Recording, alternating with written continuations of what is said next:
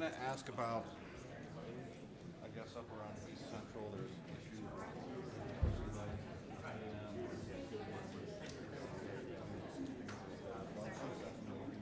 Okay. Sure. All right. I'll ask if that's all right. Okay.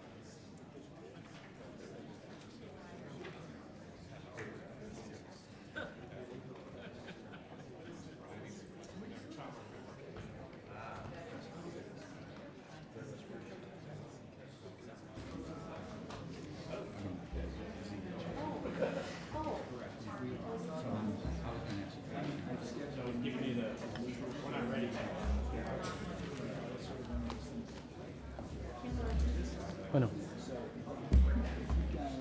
Our reviewers are waiting. This meeting will please come to order. The 18th meeting of the 23rd Council will please come to order. All council members are present this evening, and at this time we will have a moment of silence, followed by the Pledge of Allegiance, which will be led by Councilor Peña.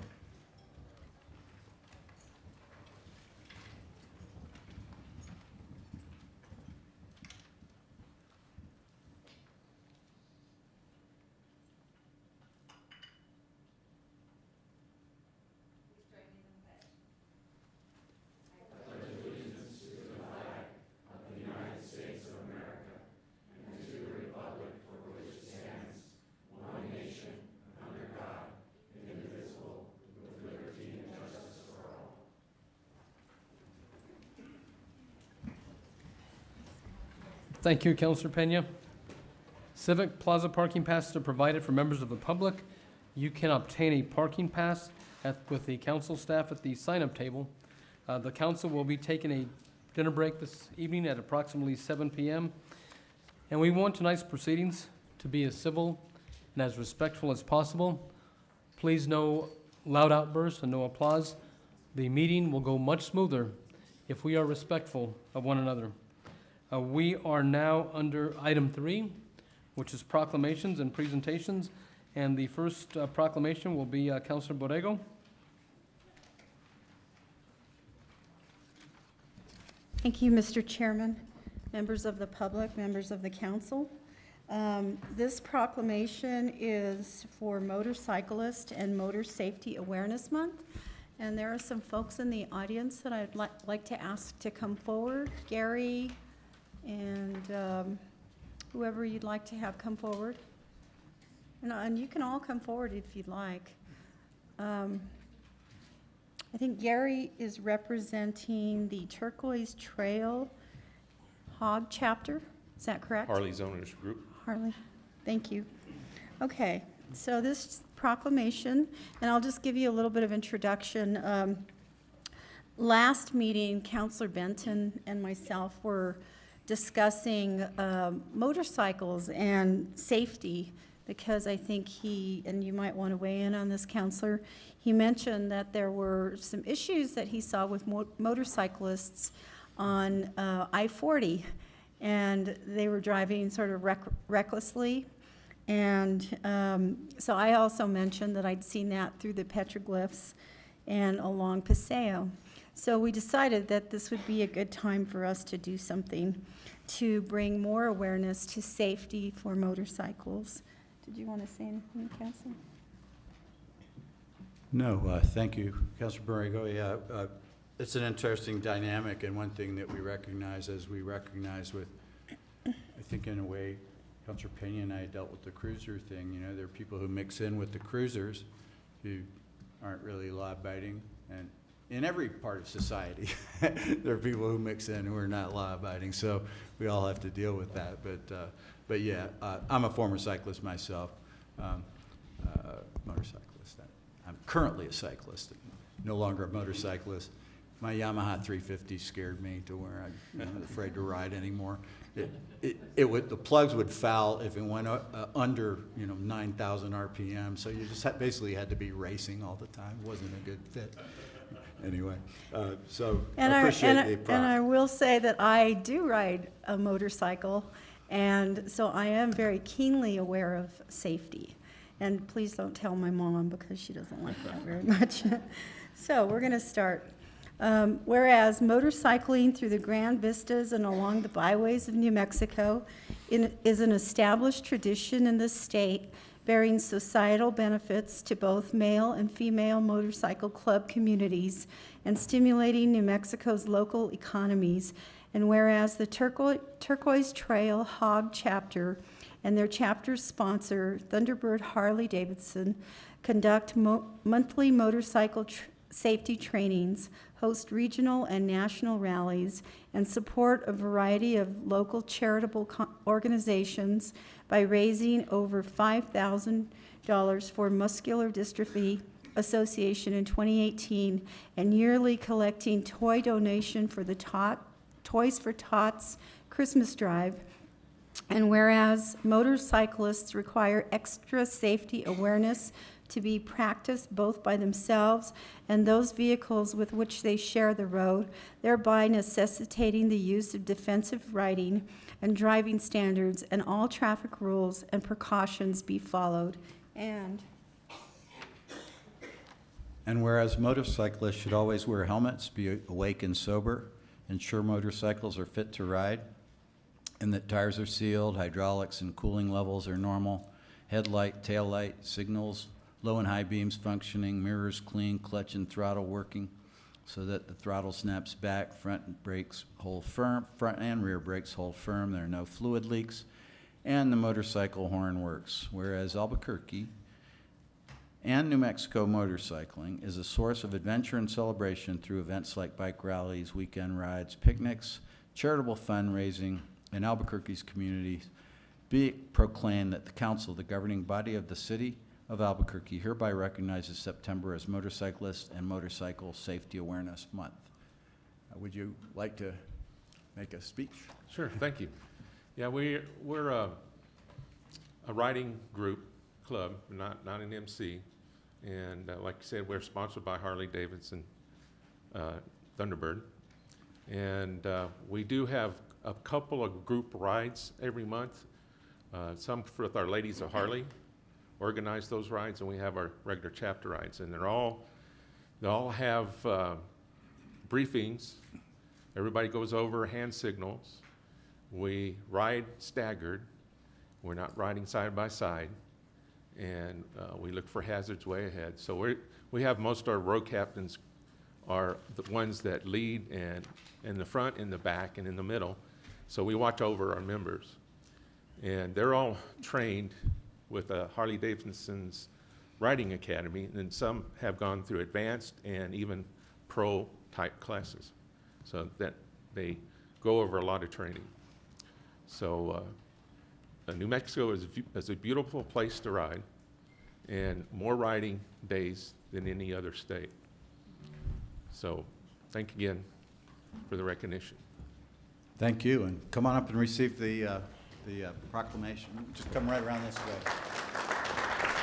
Everybody come up. Come on up. Everyone can come up. You're all welcome.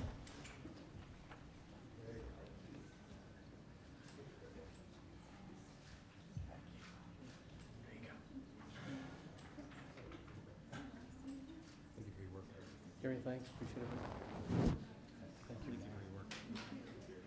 you. That's pretty cool. Appreciate you guys coming out, thank you.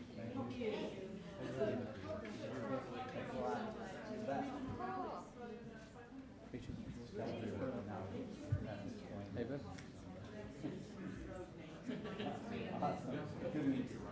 Thanks for coming down. Awesome. Thank you. Thanks for coming out, thank you. Thank you for coming out.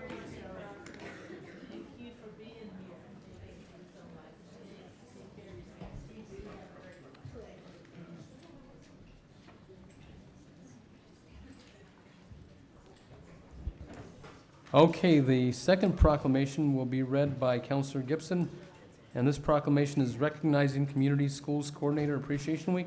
Counselor Gibson? Thank you, Mr. President. I am truly honored to deliver this proclamation, to read it and present it. We have here tonight Donette Townsend and some of the coordinators. So if you would all please come down.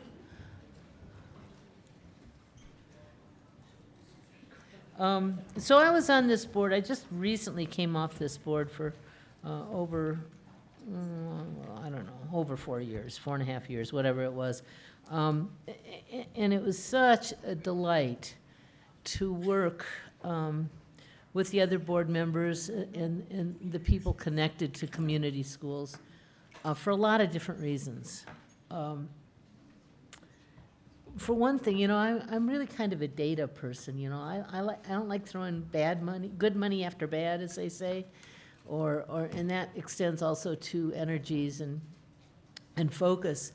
And that was the first thing that I noticed about community schools. They make wise decisions because they do use data. They know what works and they know what doesn't work. I should have shared this with Counselor Winter because he's been connected with him far longer than I have. Next time, sorry. Anyway, I'm going to keep this one all to myself. Anyway, so they, you know, the things that have come out of our community schools have really been amazing. Some of the stories and some of the presentations that I've seen as a board member. And just hearing things out in the neighborhoods as well. So I'm going to go ahead and read this, and then if you would like to come up, I think we have enough copies for everybody. Whereas community schools are both a place and a set of partnerships between a school and other resources in a community aimed at helping students succeed by putting them at the center, listening to their concerns and aspirations, and responding to their life circumstances. And whereas community school coordinators are the key to successful community schools, they create, strengthen, and maintain the bridge between the school and community, while facilitating and providing leadership for the collaborative process and development of a continuum of services for children, family, and community members within a designated school neighborhood. And whereas the ABC Community Schools Partnership was created in 2007 and is a unique network of leaders across multiple agencies and sectors, including the City of Albuquerque, Bernalillo County, Albuquerque Schools, and the United Way of Central New Mexico, and the Albuquerque Business Education Compact.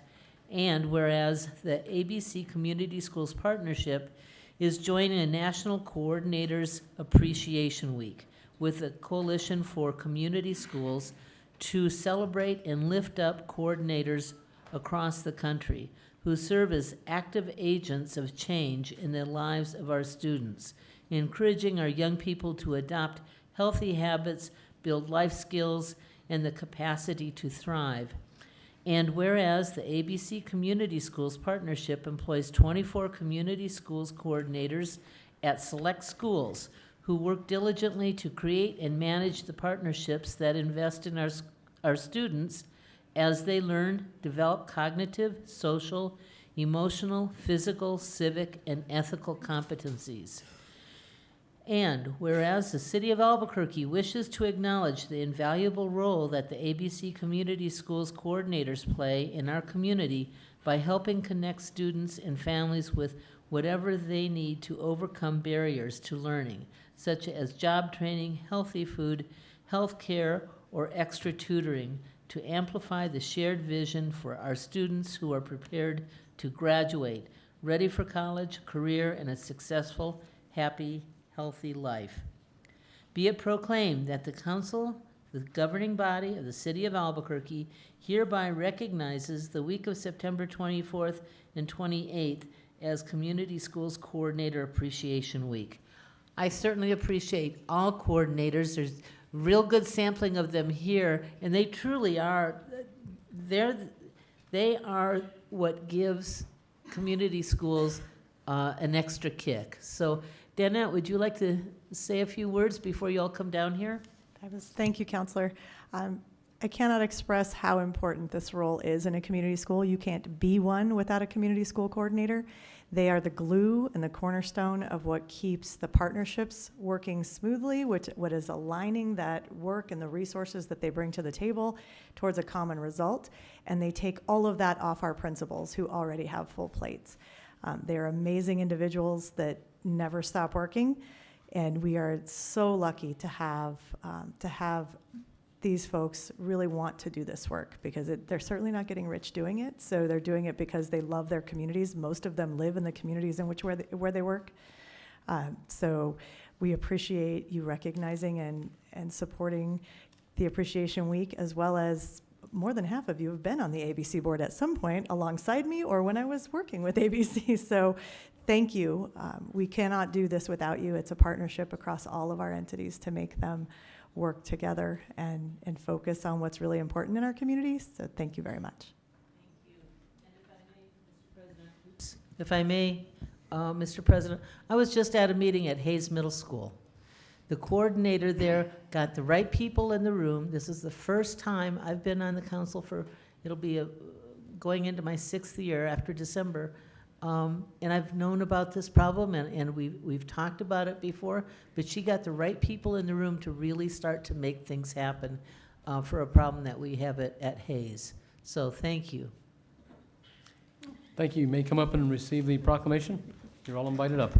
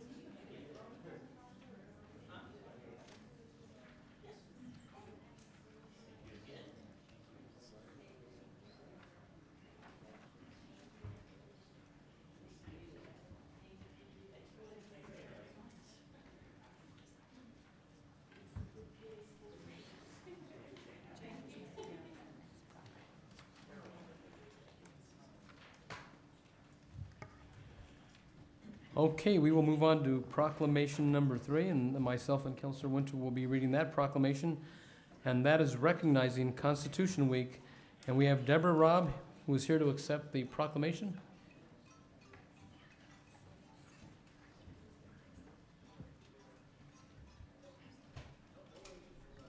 Welcome, Deborah. Thank you.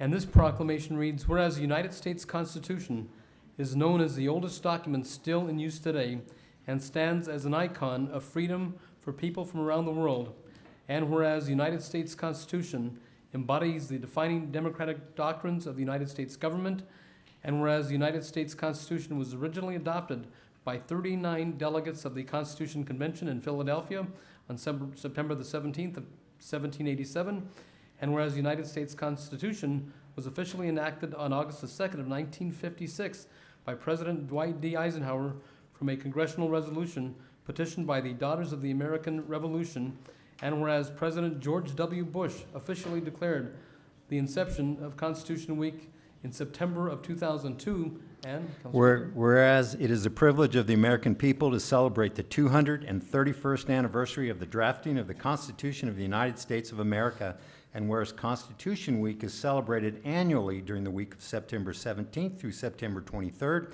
and the week-long celebration of America's most important document is one of its least known official observances, and whereas the United States Constitution stands as a testament to the tenacity of Americans throughout history to maintain their liberties and freedom, be it proclaimed that the Council, the governing body of the City of Albuquerque, hereby proclaims September 17th through September 23rd as Constitution Week.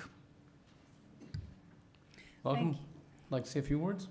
Thank you. On behalf of Charles Debrell Chapter, we do thank you for recognizing Constitution Week. And it's special that today, Constitution Day, is when we receive this proclamation.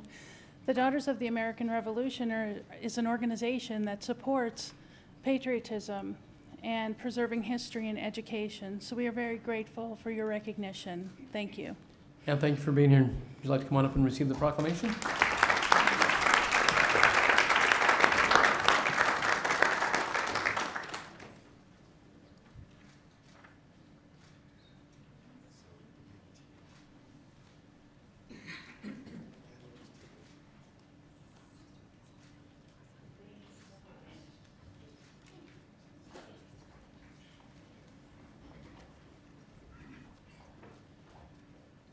Okay, we have one last proclamation, and that is recognizing Westfest.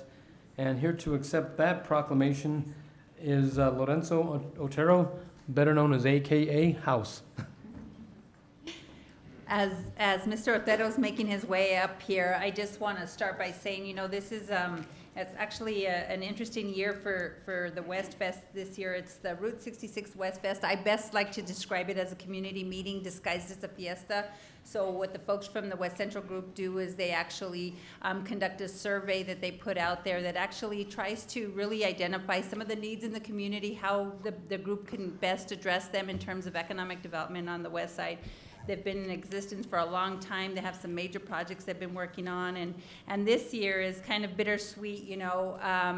The Alamosa Neighborhood Association is also celebrating their 25th anniversary, and that was started by a co-founder along with Jeanette Baca, Mr. Ted M. Gallegos, and also we're going to be renaming the Alamosa Multi-Service Center, which we've done via resolution, I think last year sometime, but to the Ted M. Gallegos Center. And he actually worked for, he was part of the Alamosa Neighborhood Association, one of the founders of La Familia. He is a community advocate. He worked for YDI 35 years, doing a lot of great work there. And unfortunately, he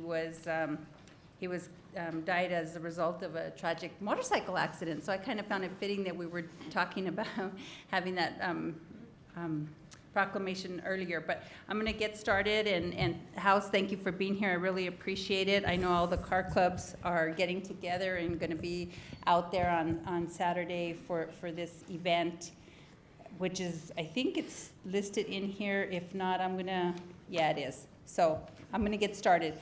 Whereas the West Central Community Development Group is an all-volunteer group comprised of community leaders, residents, business owners who have come together to achieve their goal of making West Central a vibrant, thriving entertainment and business area. And whereas the purpose of the West Central Community Development Group is to actively promote and affect the redevelopment and revitalization of West Central Metropolitan Redevelopment Area. And whereas the West Central Community Development Group has partnered with SWAN, the Southwest Alliance of Neighbors, the Alamosa Neighborhood Association, various car clubs, the City of Albuquerque, and Bernalillo County to host the 8th annual Route 66 West Fest, powered by Think Big, on Saturday, September the 22nd, 2018, at the Alamosa Multi-Service Center. And whereas Route 66 West Fest is a free admission, family-friendly event, best described as a community meeting disguised as a fiesta, and will include a day of live music, a show and shine car show, a boxing exhibition, a community survey, and children's activities. And whereas in addition to the day's festivities, event goers will also have an opportunity to celebrate this year's named community champions, Alamosa Neighborhood Association's 25th anniversary, as well as a ribbon cutting for the renaming of the Alamosa Multi-Service Center to the Ted M. Gallegos Center. And whereas Ted M. Gallegos served as a co-founder of the Alamosa Neighborhood Association, co-founder of La Familia Car Club, co-founder and board member of the Alamosa Neighborhood Association, who co-founded and a board member of the Southwest Alliance of Neighbors and the West Central Community Development Group. Ted was an integral part of Youth Development Incorporated for over 35 years, and as one of the founders for West Side Day at the state legislature, a program that transports underprivileged youth to the state capitol to observe the legislative process. And because of all these reasons and more, Ted will be memorialized as the community center's namesake for his lifetime commitment to his community and for being the ultimate community champion. Be it proclaimed by the council, the governing body of the city of Albuquerque encourages residents to participate and attend this year's Route 66 West Fest. Thank you, Mr. Otero, for being here. Did you want to say a few words? Yes, first of all, thank you for having me here, Mr. President, city councilors, and each and every one of you that is here today. We want to invite each and every one of you to come out and celebrate with us. We're going to have a car show. You have the best of the best cars all coming out, motorcyclists. We're also going to have Roberto Griego, Jag, Leroy Morra, and Los Duques, Marisol Flores, and many more entertainers. We're going to have face painters for the kids. This is a family-friendly event, and we want to extend our hand out and invite each and every one of you to come out and celebrate with us. This is a big deal. Ted Gallegos was a martyr, a city leader, a friend, and a father. Good man. And for something like this to happen, it's big in the community. It shows that people that are out there that are trying to make a difference in our community, that they get recognized, just like all of you guys. So we want to extend it's going to be on 6900 Gonzales Road Southwest, 87121. It's the formerly known as Alamosa Community Center, now known as the Ted M. Gallegos Community Center. So thank you, and we want to extend our invitation to each and every one of you guys. Thanks.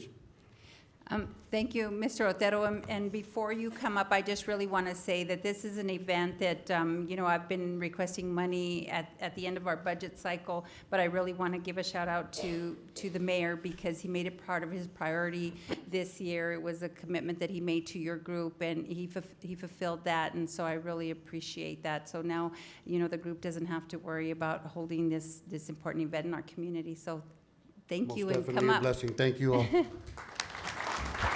Thank you. Come on up.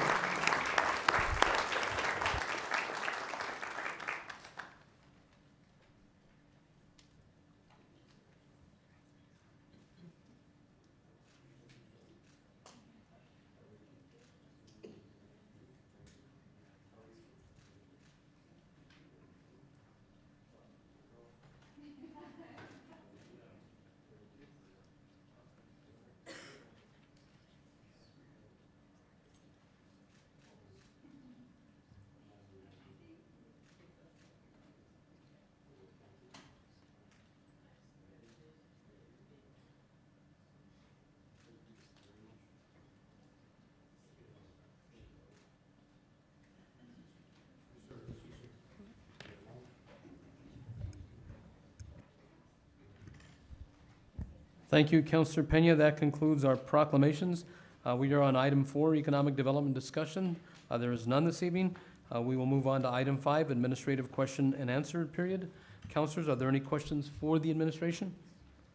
Council Vice President Harris and Councilor Gibson. Thank you, Mr. President.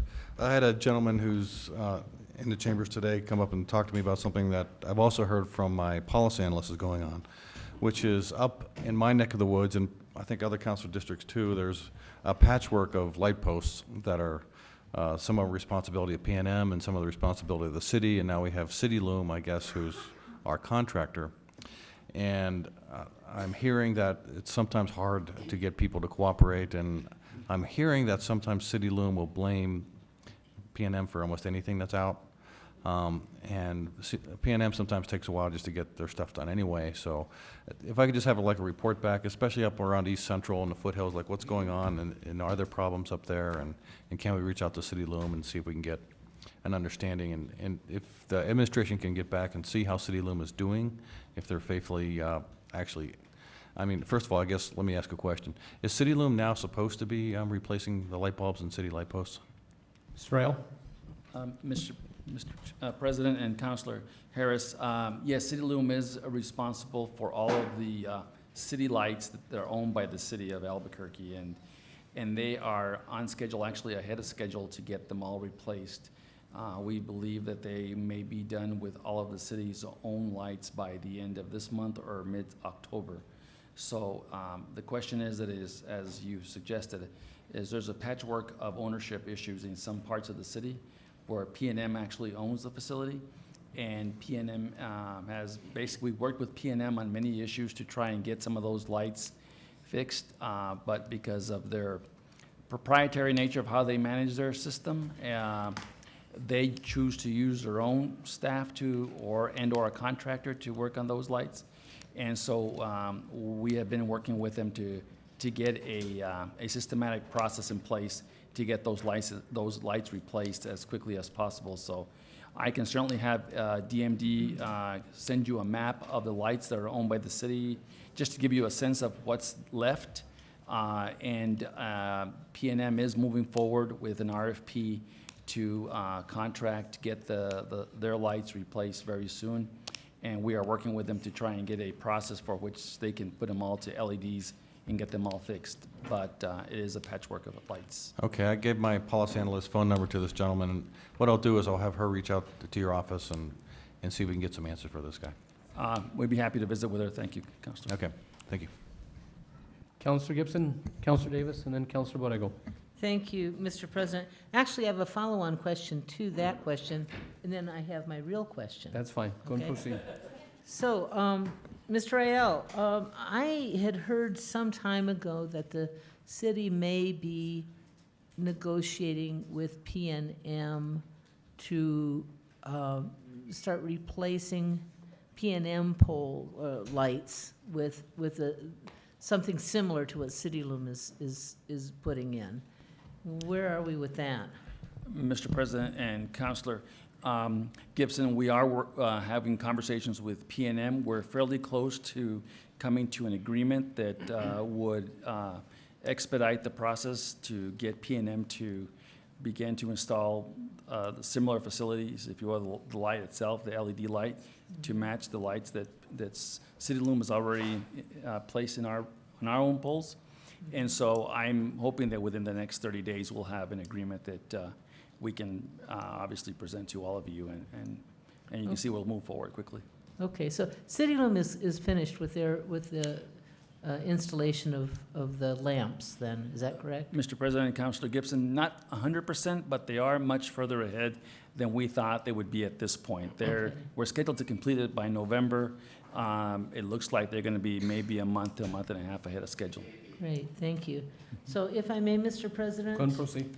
I think this probably would go to Director Campbell. And so I received a memo through email. I guess this was Wednesday, and I'm sorry I didn't give you a heads up on this, but I'll just put it on your radar. And this is from, this is a press release from the mayor saying that, talking about the demolition of abandoned properties.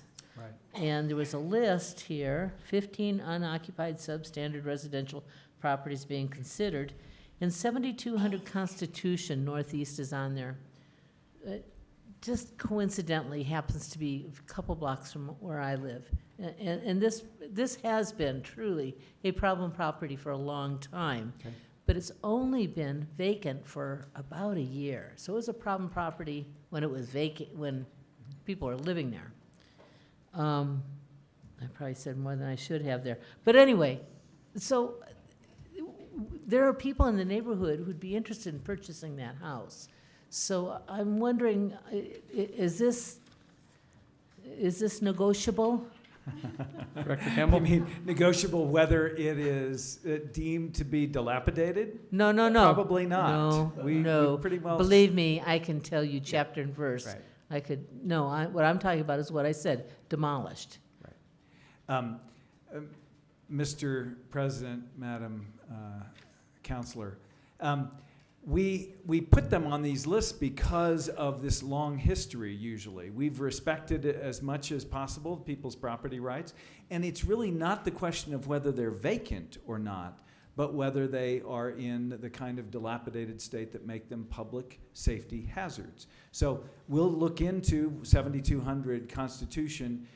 The question that you've asked about whether people can buy that property or whether people can take it over, we certainly have to respect people's property rights, and there is a legal process that we must go through in order for us to get to the point that we would deem something to be in such a poor shape that we either take it to court or we bring it before this council. So I don't believe that that property has been fully taken through that process. I don't think so either.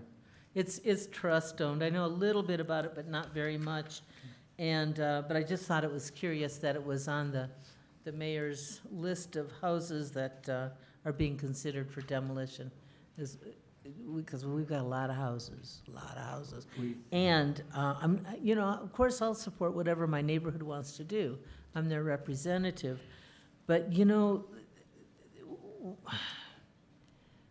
let's take this house, for example. Demolishing that house is not going to make the neighborhood happy, I don't think, and this is why. We're still going to have trouble with weeds, and nobody there to take care of it, right? We're going to still have the same kind of problems with people who are hanging out there.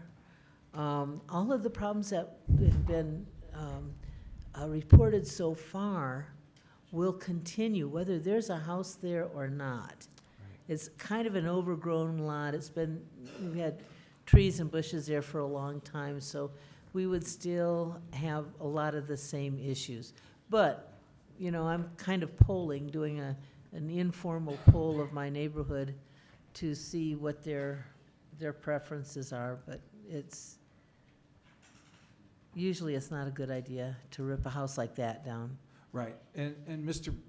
President, Councilor, we make these as case-by-case determinations, and there's no one-size-fits-all that we must demolish You're right. houses. Yeah, So, you're right. these get handled on, first we go through the legal process, and then we can make some determinations as to whether or not what's the appropriate remedy for it. Well, you just got my neighborhood's attention with this.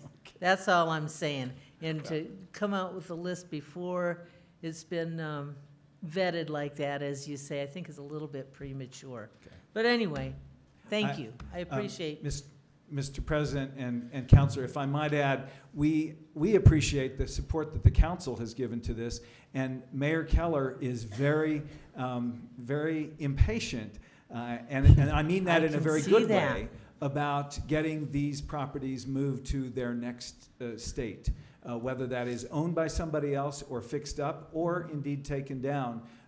We feel the insistence that has come from this council, the budget that has come from this council, and also the leadership of the mayor in insisting that we get busy on them. So, and I think we're saying the same thing. I I'm do just too, saying that. If excuse me, just a second, and we don't need to continue this. I think we're saying the same thing. Demolish is not the only, like you say, one size fits all for these properties that are listed.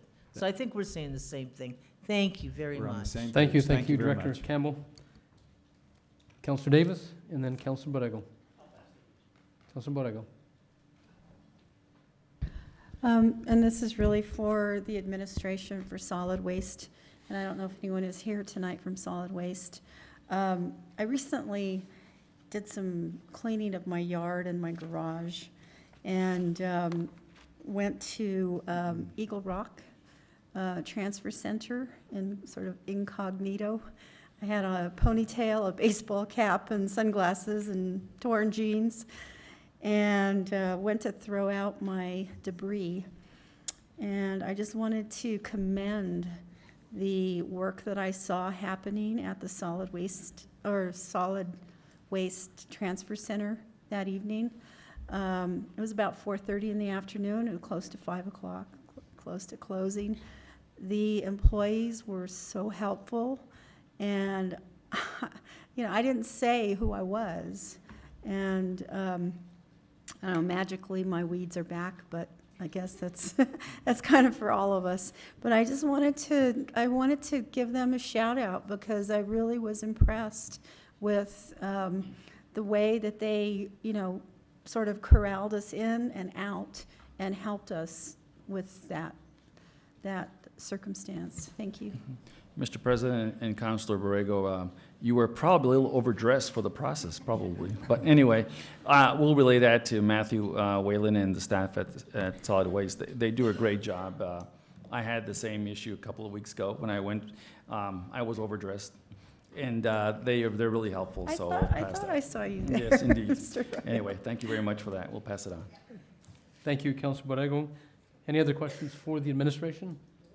Seeing none, let's move on to item 6. Councilor Harris. Thank you, Mr. President. I move approval of the September 5th Journal. We have a motion and a second for approval of the September 5th Journal. Any questions? Seeing none, all those in favor signify by saying yes. Yes, those opposed say no. That carries. We are now under communications and introductions. Are there any changes to the letter of introduction? Councilor Benton. Thank you, Mr. President. I move that to amend the letter of introduction to refer O-1831 to the Land Use Planning and Zoning Committee instead of the Finance and Government Operations Committee. We have a motion and a second by Councilor Borrego to move O-18-31 to the Land Use and Planning Zoning Committee instead of the Finance and Government Operation Committees. All those in favor signify by saying yes. Yes. Yes, those opposed say no. That carries unanimously. Councilor Harris. Thank you, Mr. President. I move approval of the letter of introduction. We have a motion and a second for the approval of the letter of introduction. Any questions? Seeing none, all those in favor signify by saying yes. Yes. Yes, those opposed say no. That carries unanimously. We are now under reports of committee. Councilor Pena. Thank you, Mr. President. The Finance and Government Operations Committee met on Monday, September 10th, 2018, and reports out the following items. In the matter of EC 209, that it be approved. In the matter of EC 210 and 211, that receipt be noted. In the matter of 030, that it do pass and be acted on in the meeting which it was reported. In the matter of R60 and 64, that they be withdrawn by the administration. In the matter of R61, 63, 69, and 70, that they do pass. In the matter of R62, that it do pass as amended.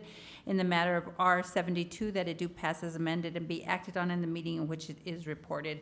I make a motion to accept the committee report. We have a motion and a second to accept the committee report. Any questions? Seeing none, all those in favor signify by saying yes. Yes, those opposed say no. That carries. Councilor Jones. Thank you, Mr. President. The Land Use Planning and Zoning Committee met on Wednesday, September 12th, 2018, and reports out the following items. In the matter of R65, that it do pass. In the matter of O29, that it do pass as substituted. And in the matter of O2, that it do pass as substituted and be heard at the meeting at which it is reported. I make a motion to accept the committee reports. We have a motion and a second to accept the committee report. Any questions? See none, all those in favor signify by saying yes. Yes. Yes, those opposed say no. That carries unanimously.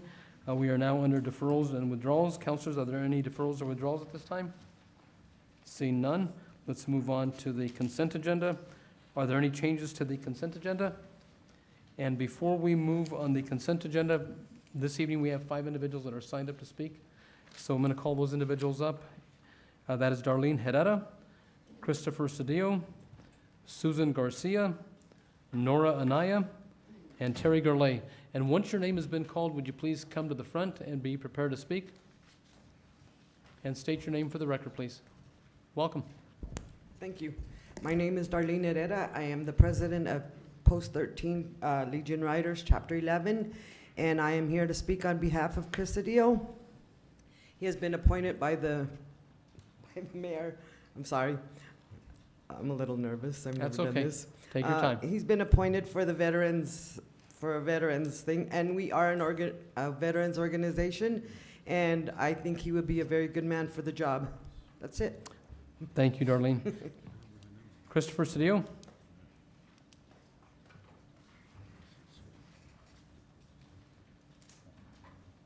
And you have 2 minutes. I didn't mention that early on. The bell will ring at 1.5 minutes, indicating you have 30 seconds remaining. And at 2 minutes, the bell will turn red.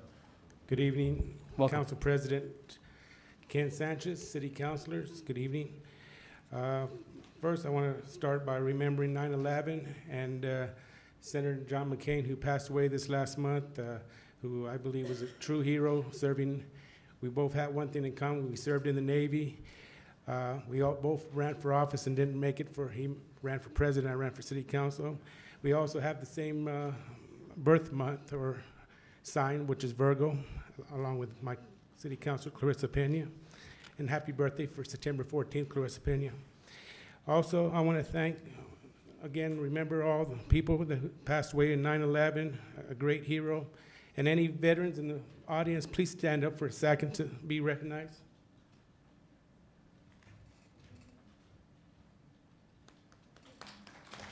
Thank you for your service. Thank you very much for your service.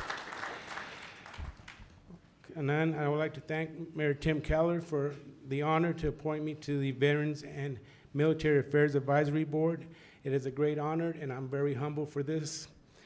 I also like to thank Don Harris and Brad Winters for the voting to not override the mayor's veto on Topgolf. Also, I'd like to make a statement on October 4th of 2018. They're going to be remembering our heroes who passed away that no one claimed. They're going to lead from the funeral home from here at 9 a.m., driving up and escorted up to Santa Fe, and 11 a.m. on October 4th at the National Cemetery. They will be honoring the veterans who no one claimed for them. Now, about me, I retired from the Navy after 26 years. Some of you didn't know I also attended Rio Grande High School. I was in the Marine Corps ROTC for 4 years, where it gave me my basis of where I got my leadership of learning how to set goals, writing them down, short-term and long-term goals. And so that was my basis. Thank you, Chris. Councilor Benton, I think, has a comment or a question. Thank you, Mr. President. Yeah, just concerned about the comment on Topgolf. This is an appointment having to do with a Veterans Board. Okay. I don't feel that's appropriate for you upon accepting an appointment like that to be, calling shots on some previous action of this council. Okay. Thank you. And you would have that opportunity if you chose to under general public comment, but basically this is your appointment to serve on this board. Councilor Pena. Thank you, Mr. President, and happy soon-to-be birthday to you too, Mr. Cedillo. As many of you may or may not know, actually he was my opponent in this last election, and I just want to say that you're a true gentleman, and I really appreciate you. And as you know, the mayor appoints, but this council is actually the one that votes to approve the appointment. So I just want to say that I think you're just a terrific gentleman, and I really appreciate you, and I think you do a good job on this board. Thank you, Clarissa Pena. Appreciate it. Thank you, Mr. Cedillo. Next, we have Susan Garcia, Nora Anaya, and the last speaker will be Terry Gourlay. Welcome, Susan. Thank you. Good evening, and thank you for the privilege of approaching you. Just a little bit nervous here. I came to speak on the behalf of Christopher Cedillo, who has the appointment to the Veterans and Military Affairs Advisory Board. I met Mr. Cedillo approximately 6 or 7 years ago, and he's amazed me. I met him at a funeral. I think he's had more family funerals than anyone I've ever met. He stole a little of my thunder. I wanted to say thank you to the veterans for being there for us. Mr. Cedillo is an awesome man. He works with me at a ministry for our church, and he's always the first one to volunteer, the first one to sweep the floor and throw the trash. He doesn't have high airs because he thinks he's too good for that kind of a position. And I kind of messed this speech up, but I would like just to thank you for the privilege of allowing him to service everyone. Thank you. Thank you, Susan. You did a great job. Thank you. Nora Anaya. Welcome back, Nora. Thank you very much. For the record, my name is Nora Tachia Zanaya. I hesitated to come here today because I wasn't sure I would be welcomed, but I know I am. Thank you. I've known Chris for longer than 30 years at least, but Chris also has not only the manners to people to respect the veterans, but to join the riders, to be there for every funeral with the riders. Chris has the smarts because he has a bachelor's degree in administration and business, I mean. Chris is one of the most important persons in my life. He's helped me with things that when Mama passed away, he helped me get up and get out and make the arrangements for her funeral, which was very difficult. I believe that Chris is appointed by Tim Keller, Mayor Tim Keller, with all the respect, knowing that he would do the best job to his ability. So thank you very much. I don't want to go over my time because I usually like to stay before the time, but it's so nice to be here again. I never thought I'd be back. Thank you, Ms. Naya. Thank you. And the last speaker will be Terry Gourlay. Terry has left the building. Okay, we are back on the consent agenda. And for those individuals on tonight's consent agenda who are here being appointed to serve on a board or commission, if you are here this evening, please stand and be recognized. Thank you for being here. We haven't voted on your confirmation yet, but we will do right after I turn the floor over to Council Vice President Harris. Thank you, Mr. President. I move approval of the consent agenda. We have a motion and a second by Councilor Borrego for the approval of the consent agenda. All those in favor signify by saying yes. Yes, those opposed say no. That carries unanimously. We are now under general public comments. There will be a 2-minute time limit. The light at the podium will be green for the first minute and a half. Then the bell will ring and the light will turn yellow, indicating you have 30 seconds remaining. And at the 2-minute time limit, the bell will turn red, meaning your time has expired. And we have five individuals signed up to speak. I will call your names. Come to the front and be prepared to speak. Don Schrader, Tad Naminsky, Sue Flint, Lindsay Cutler, and Rowan Wymark. Welcome, Don. Go and proceed. Don Schrader. Only white men wrote and signed the original U.S. Constitution. Most of them were rich. Some of them bought, sold, and owned human beings as slaves. No women, no blacks, no poor people wrote and signed the original U.S. Constitution. No Latinos, no Jews, no Muslims, no Native Americans, no Asian Americans, no people openly gay or bisexual wrote and signed the original U.S. Constitution. It said nothing to stop the buying, selling, and owning of human beings as slaves, nothing to make sure women, people of color, poor people had the right to vote, nothing to stop the U.S. mass murder of Native people and the stealing of their homelands, nothing to protect Mother Earth. The original U.S. Constitution was written by and for rich white men. U.S. white male supremacy did not begin with the Ku Klux Klan or Trump. The roots of this government were white male supremacy, slavery, greed, and war. Did my high school history teachers know these facts? Were they afraid if they told us the truth? Some parents might raise hell and get them fired. I strongly recommend the book People's History of the United States by Howard Zinn, Z-I-N-N, in our city library. Next speaker, Tad Naminsky. Please hold your applause.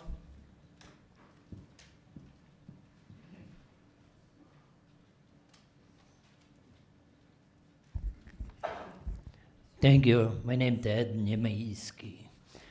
Well, what I want to talk today about law and order and justice.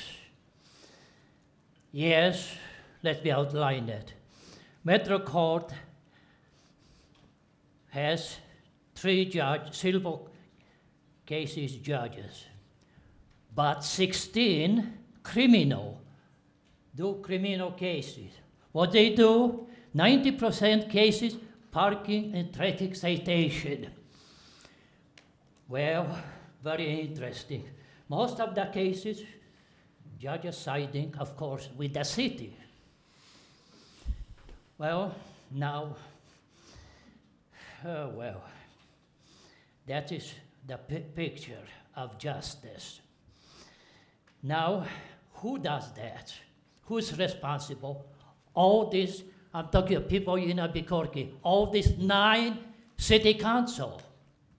They are responsible for these rules, regulation, and et cetera, et cetera. Are they for the people?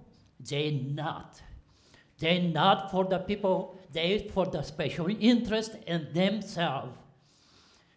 Of course, now that brings me to APD cops. What you expecting? How do you look at that when cops show up at 3-6 hours later?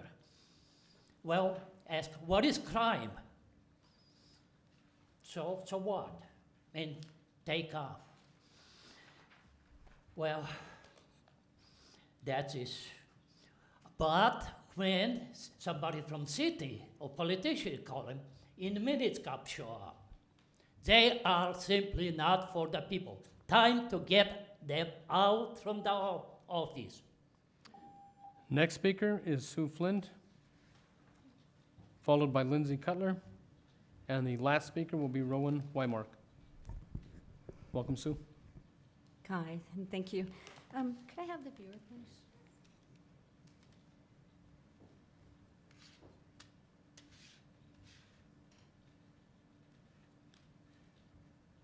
Maybe I can do a little bit at a time. All right. I'll do it like that. Thank you. Good evening, Sue Flint. I file a lot of IPRAs. This one is the New Mexico DOT during the time that the Paseo was under research for the overhaul that had to do not only with the Paseo I-25 overhaul, but to do with all the District 4 that would be involved in it, all the way down to the county line, over to the north boundary, up to San Diego Pueblo, up to the foothills, into my area, which is west of I-25. And the one thing that's on this IPRA is something that Ron Bohannon had privilege to as the only developer that was allowed by New Mexico DOT during the Coronado partnership negotiations for the property that the city paid over $650,000 for to get easement. And I do this all the time, been doing it for 10 years. And when people tell me that I don't know what I'm talking about, it really upsets me because I spend so many hours. I've spent thousands and thousands of hours going over documents, everything that's under public, the IPRA, excuse me. And I get so upset that people tell me I don't know what I'm talking about. So for the next year, before the next election, I'm going to stand here and I'm going to tell you all the story about what went on in these chambers while the Mayor Berry and his administration sat there. Rob Perry is no longer here, so he doesn't have a reach that he had during the time that I was doing my investigation, and I made it to DOJ. I made it to the FBI. So I'm going to do it again, and somebody's going to listen to me because this is legislation. And as I filed my motion that was denied, you know, I learned so much more. And I want to thank Councilman Winter and Councilman Harris, who I never agree with, for the Topgolf. It's not a good investment because these are hedge funds, real estate hedge funds. Thank you. Thank you. Lindsay Cutler.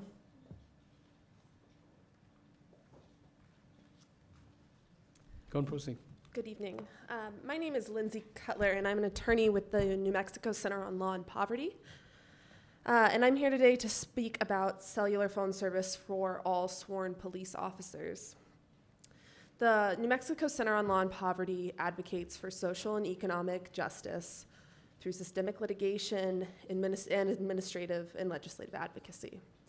And for the past year, we've been supporting community groups in pushing the APD to comply with federal and state law in providing language access.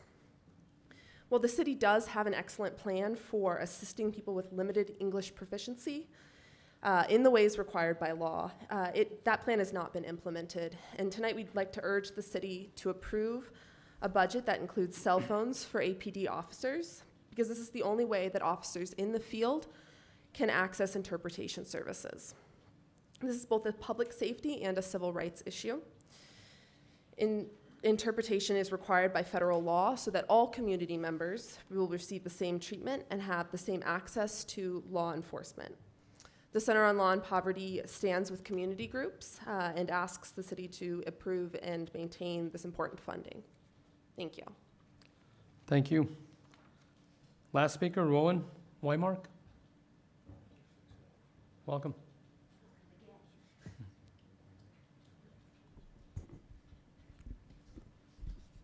Mr. President, members of the council, it suddenly occurred to me 2 weeks ago when I spoke as the chair of the Valley CPC that I know as councillors you've all been connected with your individual CPCs. However, right now you're sitting in the Valley CPC area. So I would like to cordially invite all of you to a Thanksgiving potluck we're having on November the 15th. I will email the details, and also city people, high up people. And Councillor Winter, I've just realized that you have a small slab of the Valley Command area, and I am so sorry that up until now we have not contacted you. But you are now on my email list, so you will be contacted. I will email you individually an invitation and the details. Done? Thank you for your service also on the CPC. That concludes general public comments. We are now under item 11, and that is announcements. Councillor Jones. Thank you, Mr. President. There will be an Albuquerque-Bernalillo County Water Utility Authority meeting on Wednesday, September 19th at 5 p.m. in the Vincent E. Griego Chambers. Councillor Pena.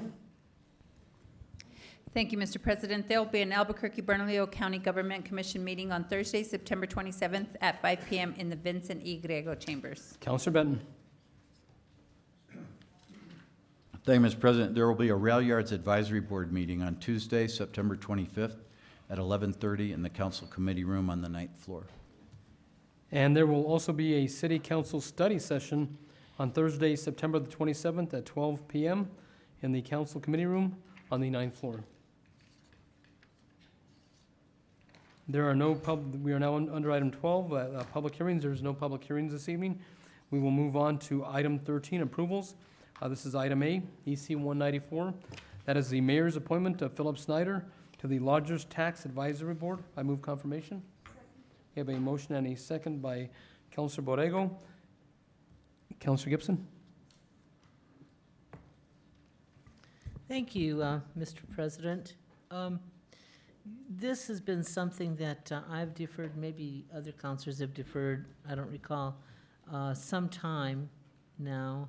And the issue is, and I'll try to make this as clear and simple as I can, we have a 7-person board to help advise on how the lodger's tax is spent.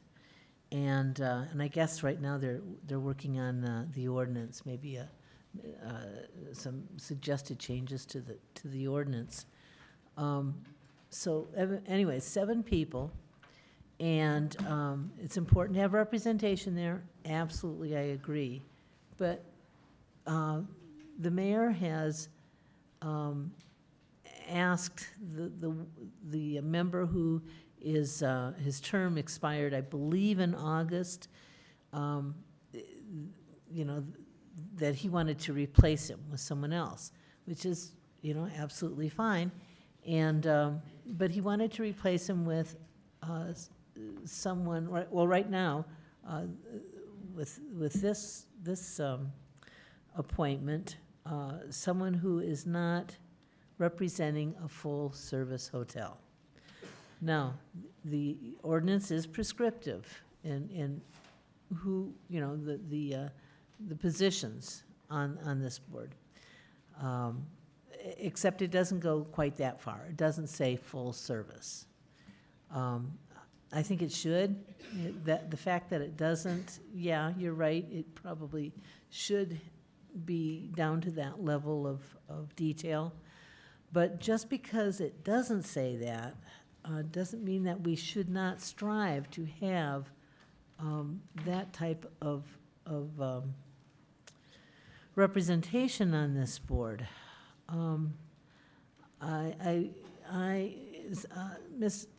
Mr. Gupta, our CFO, and I had a conversation, I think it was last week, about this, and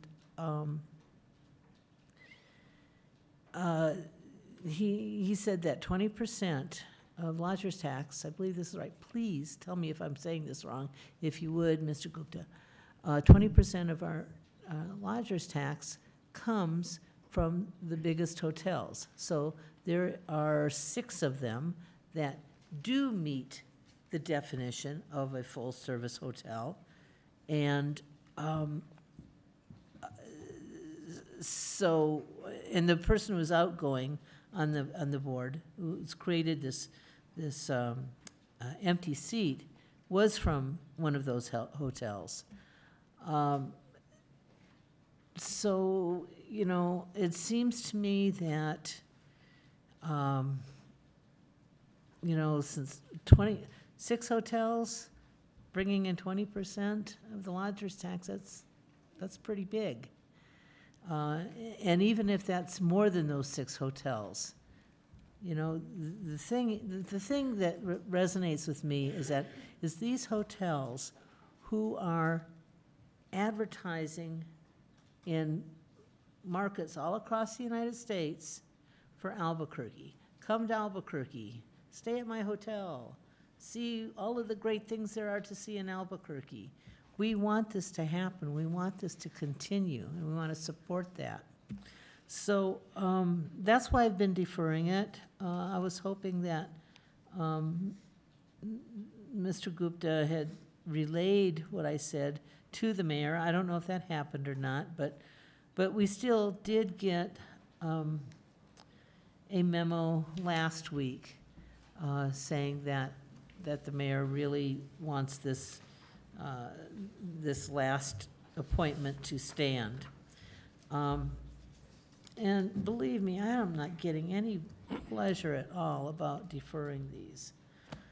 It seems like we ought to be able to, you know, work together on this one thing. And really, that's all I have to say. I'd like to hear from other counselors and what other counselors think about this. Thank you. Ms. Nair? Thank you, Council President Sanchez. Thank you, Councilor Gibson. We certainly appreciate the concerns. Mr. Kompanowski, whose term actually expired in August of 2017, has done great service on the board, but you know, these positions are terms for a reason, and we feel it's time to give someone else an opportunity to serve. Of the hotel chains that are represented within the existing membership of the Lodgers Tax Advisory Board include owners of Hilton, Hampton Inn, Holiday Inn, Motel 6, and Econo Lodge. So we have those major chains represented in the folks that are on the board already. And the new nominee, Mr. Snyder, is actually affiliated with the Hotel Andaluz, which is a different type, equally important service, which is the sort of boutique hotel. It has the aspects of a full-service hotel in that there is a restaurant, there is a dining facility, there is a banquet facility, there is a conference facility. But it's a different segment of the population that is not really represented by the Hiltons and the Hamptons and the Holiday Inns, and that plays a really important role, especially in tourism and especially downtown. and that is why we have put forward the name of Mr. Snyder. Additionally, we do just want to say that this is a locally owned hotel, and we believe Mr. Snyder is probably the only person who is from a truly local hotel. We think that's also an important thing we need to think about when we're bringing in new talent for the board. Ms. Nair, I have one comment regarding your statement regarding the current member that is serving on that board. Is he completing his first term or his second term? Because you said his term had expired. Yeah, first term? It was his first term that expired on August 1st, 2017. Did he reach out that he wanted to continue to serve a second term? Because we've received information from some of the members that have served with him that stated that he was doing an exceptional job and working well with the board. But you just made the statement that his term had expired. Yes, so his first term did expire, yes. Okay, just want a clarification on that. Councilor Jones?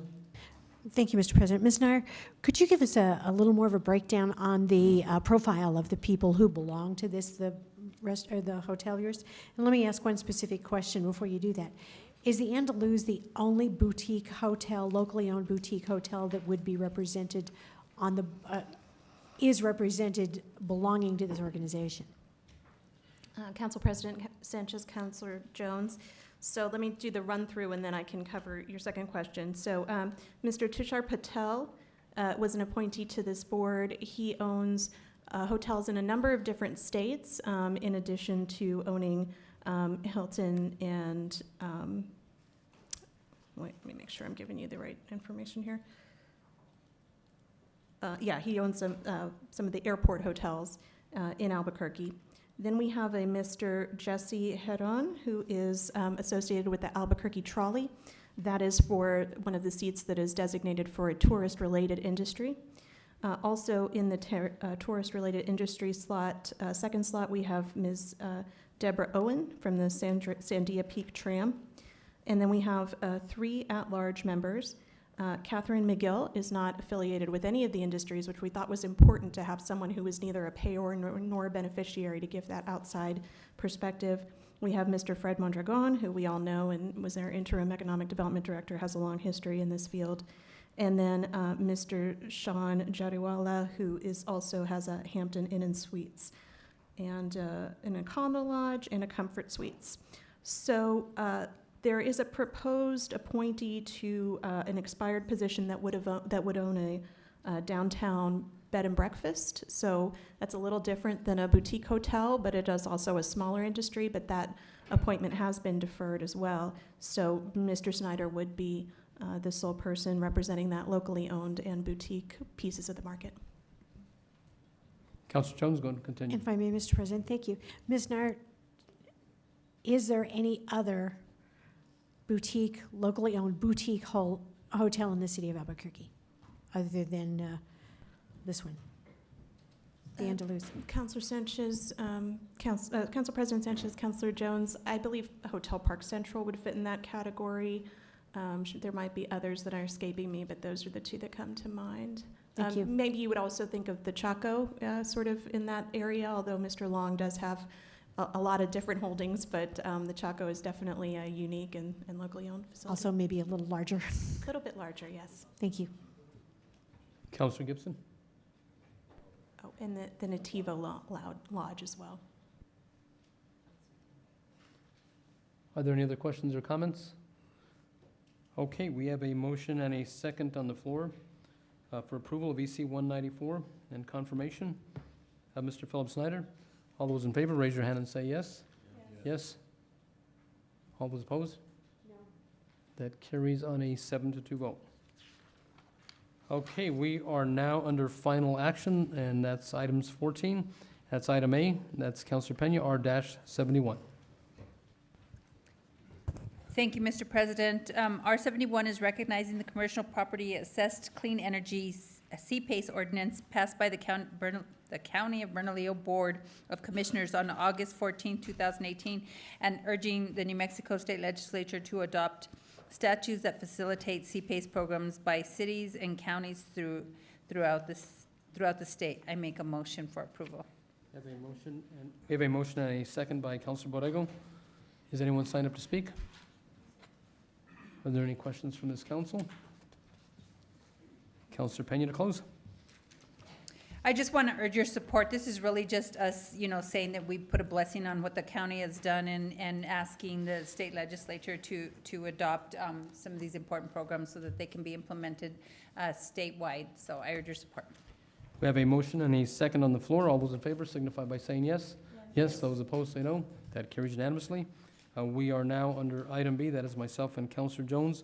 R-72, that is utilizing available general fund balance to purchase a police helicopter and to obtain cellular phone services for all sworn officers, providing an appropriation in fiscal year 2019. I move a do pass.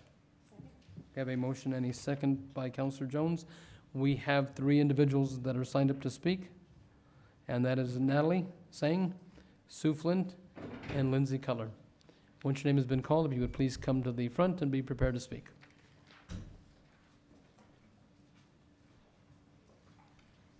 Good evening, Mr. President. Oh, sorry.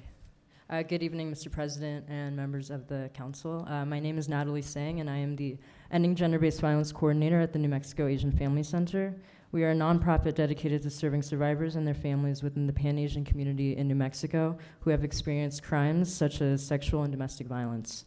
We, as well as El Centro de Igualdad and the New Mexico Center on Law and Poverty, would like to advocate on behalf of limited English proficient, or LEP, communities across New Mexico. El Centro couldn't be here today, so this is a quote from them. Allocation of monies to provide officers with cell phones will allow for greater language access for LEP folks, which is conducive to public safety. It will also help the city to comply with federal laws and is a step in the right direction to ensure that there are not discriminatory ticketing practices, end quote. Language barriers can put lives at risk by impeding communications with LEP victims, witnesses, suspects, and community members, and by creating safety, evidentiary, and ethical challenges for officers and others. Language barriers also prevent LEP individuals from understanding their rights, complying with the law, and receiving meaningful access to police services and information.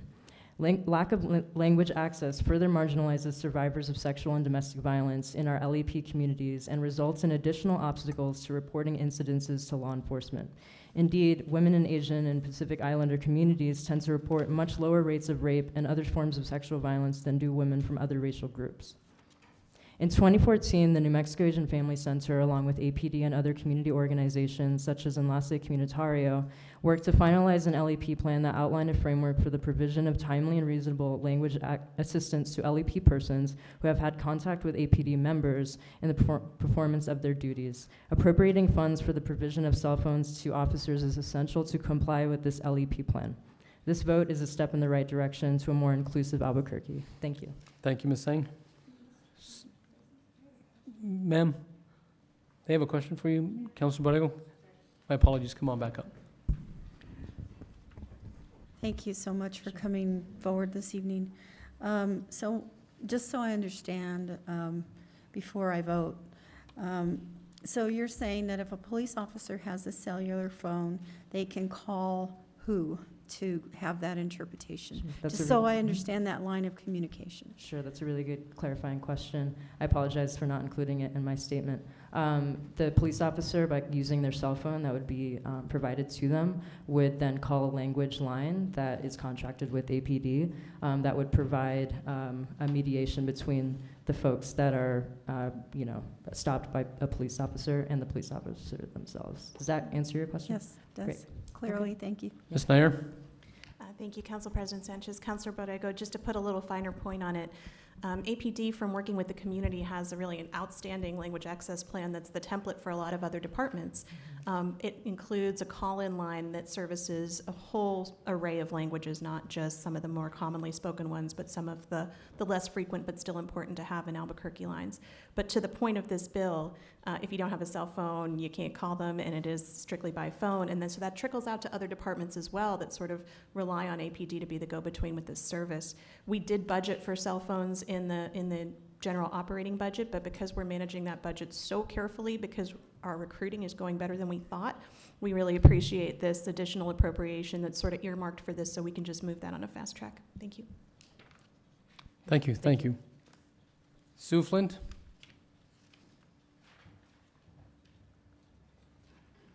Thank you. Not too sure about what it means utilizing available general fund balance to purchase a police helicopter. So I'll jump first to the cell phone service. I agree with the young lady that was here before on having access with the cell phones for all APD officers. I think that we need to step forward and give them all the tools that they need to be effective out in the public, with the public. And you don't only just speak different languages, you need to be able to utilize by, like the American Sign Language. There's a whole deaf community out there that nobody knows about. And how does APD deal with people who can't speak or hear? And I've taken classes so that I understand the deaf community and actually did quite well in it. And I'm a little too old to get into the actual community because it takes a long time to learn. But this will help utilize when a policeman needs to stop and to exercise it. But they're going to need the apps as well when you give them this. And now going back to the police helicopter. When you spoke last time, Councilman Benton, you spoke about the motorcycles and how dangerous they were and everything. You know, that is something that's been going on for a long time, and APD doesn't know how to get a hold of it. Now, the helicopter, I feel, is something that they need because they have to be up in the air. And I believe a new one is something that you need to be proactive with rather than buy them something used, which a lot of law enforcement agencies do. I think we fell a little bit behind on the indexing on criminal crimes that are registered so that there can be extra funding, and maybe we need to look into that. But I approve with this bill. Thank you. Thank you. Lindsay Cutler will be our last speaker on this agenda item. Good evening. Thank you. And I have had the opportunity to speak on this issue already. And I would just like to say that, again, my name is Lindsay Cutler, and I'm an attorney with the New Mexico Center on Law and Poverty. And we support the New Mexico Asian Family Center and other community groups on the cellular phone issue. Thank you. Thank you, Lindsay, for being here this evening. We are back on the bill. Let's go and turn this over to APD Chief of Staff John Ross and also APD Sergeant Taylor, who was the pilot of the helicopter that we are currently operating.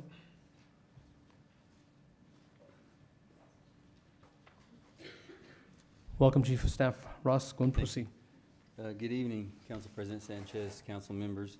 I just want to say before I turn it over to Sergeant Taylor is that really appreciate your support.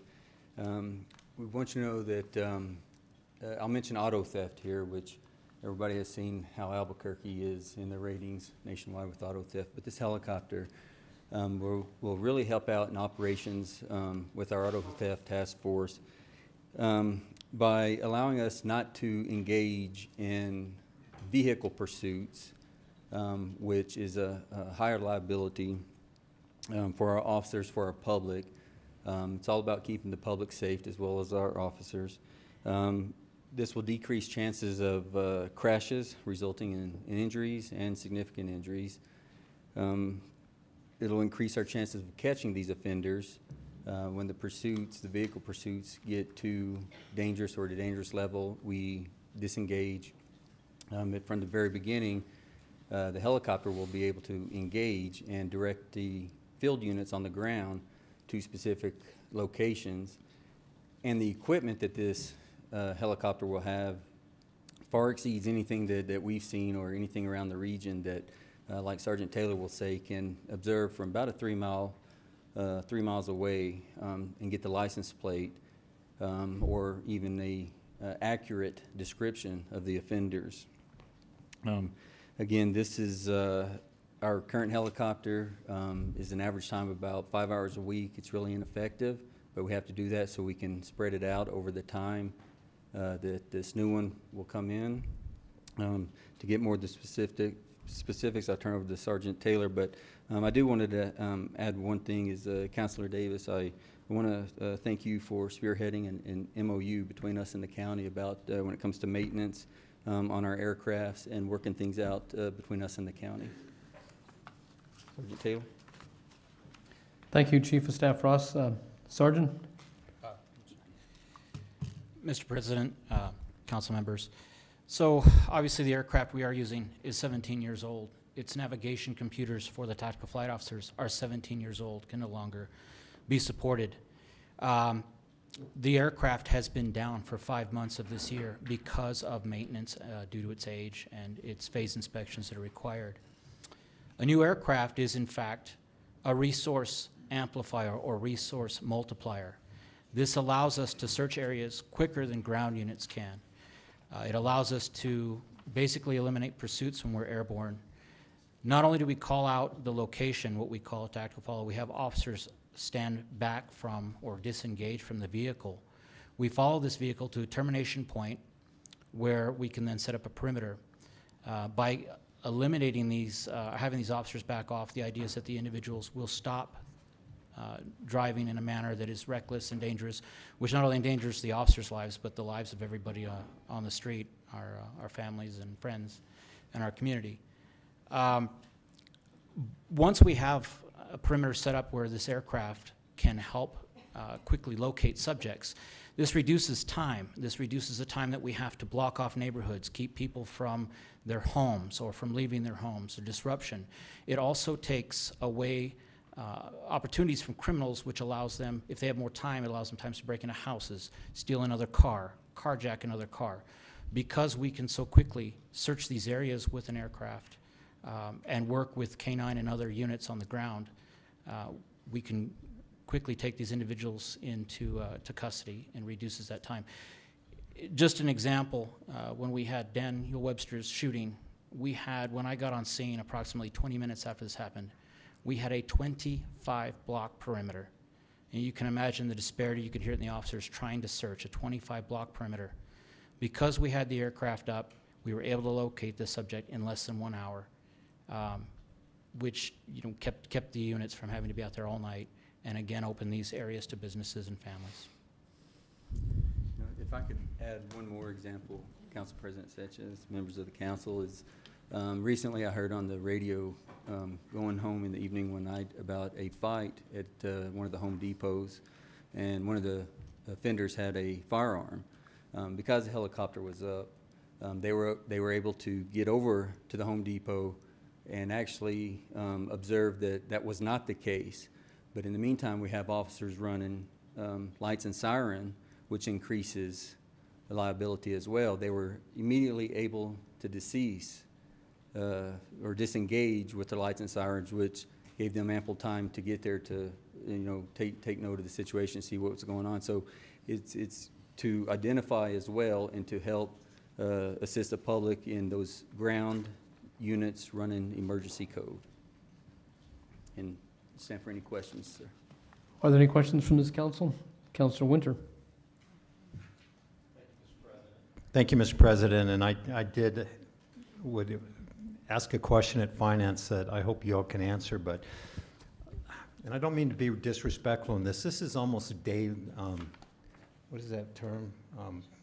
Deja vu. 17 years ago, I can even remember where I was sitting right there where Councilor Sanchez was.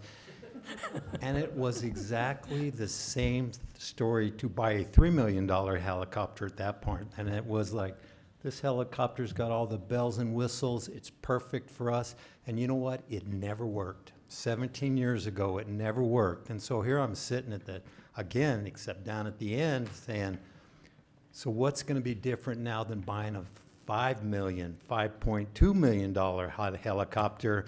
And I don't feel real confident after my experience. And Mr. Rael, I don't know if you were at the administration during that time or not, but anyway, so a question I did ask is that's a lot of money.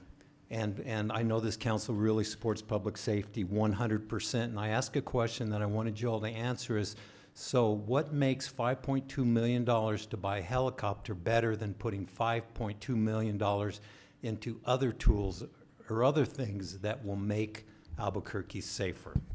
Council President Sanchez, Councilor Winter, members of the council, we believe this tool is such a resourceful tool to cover all aspects of law enforcement and to protect the public.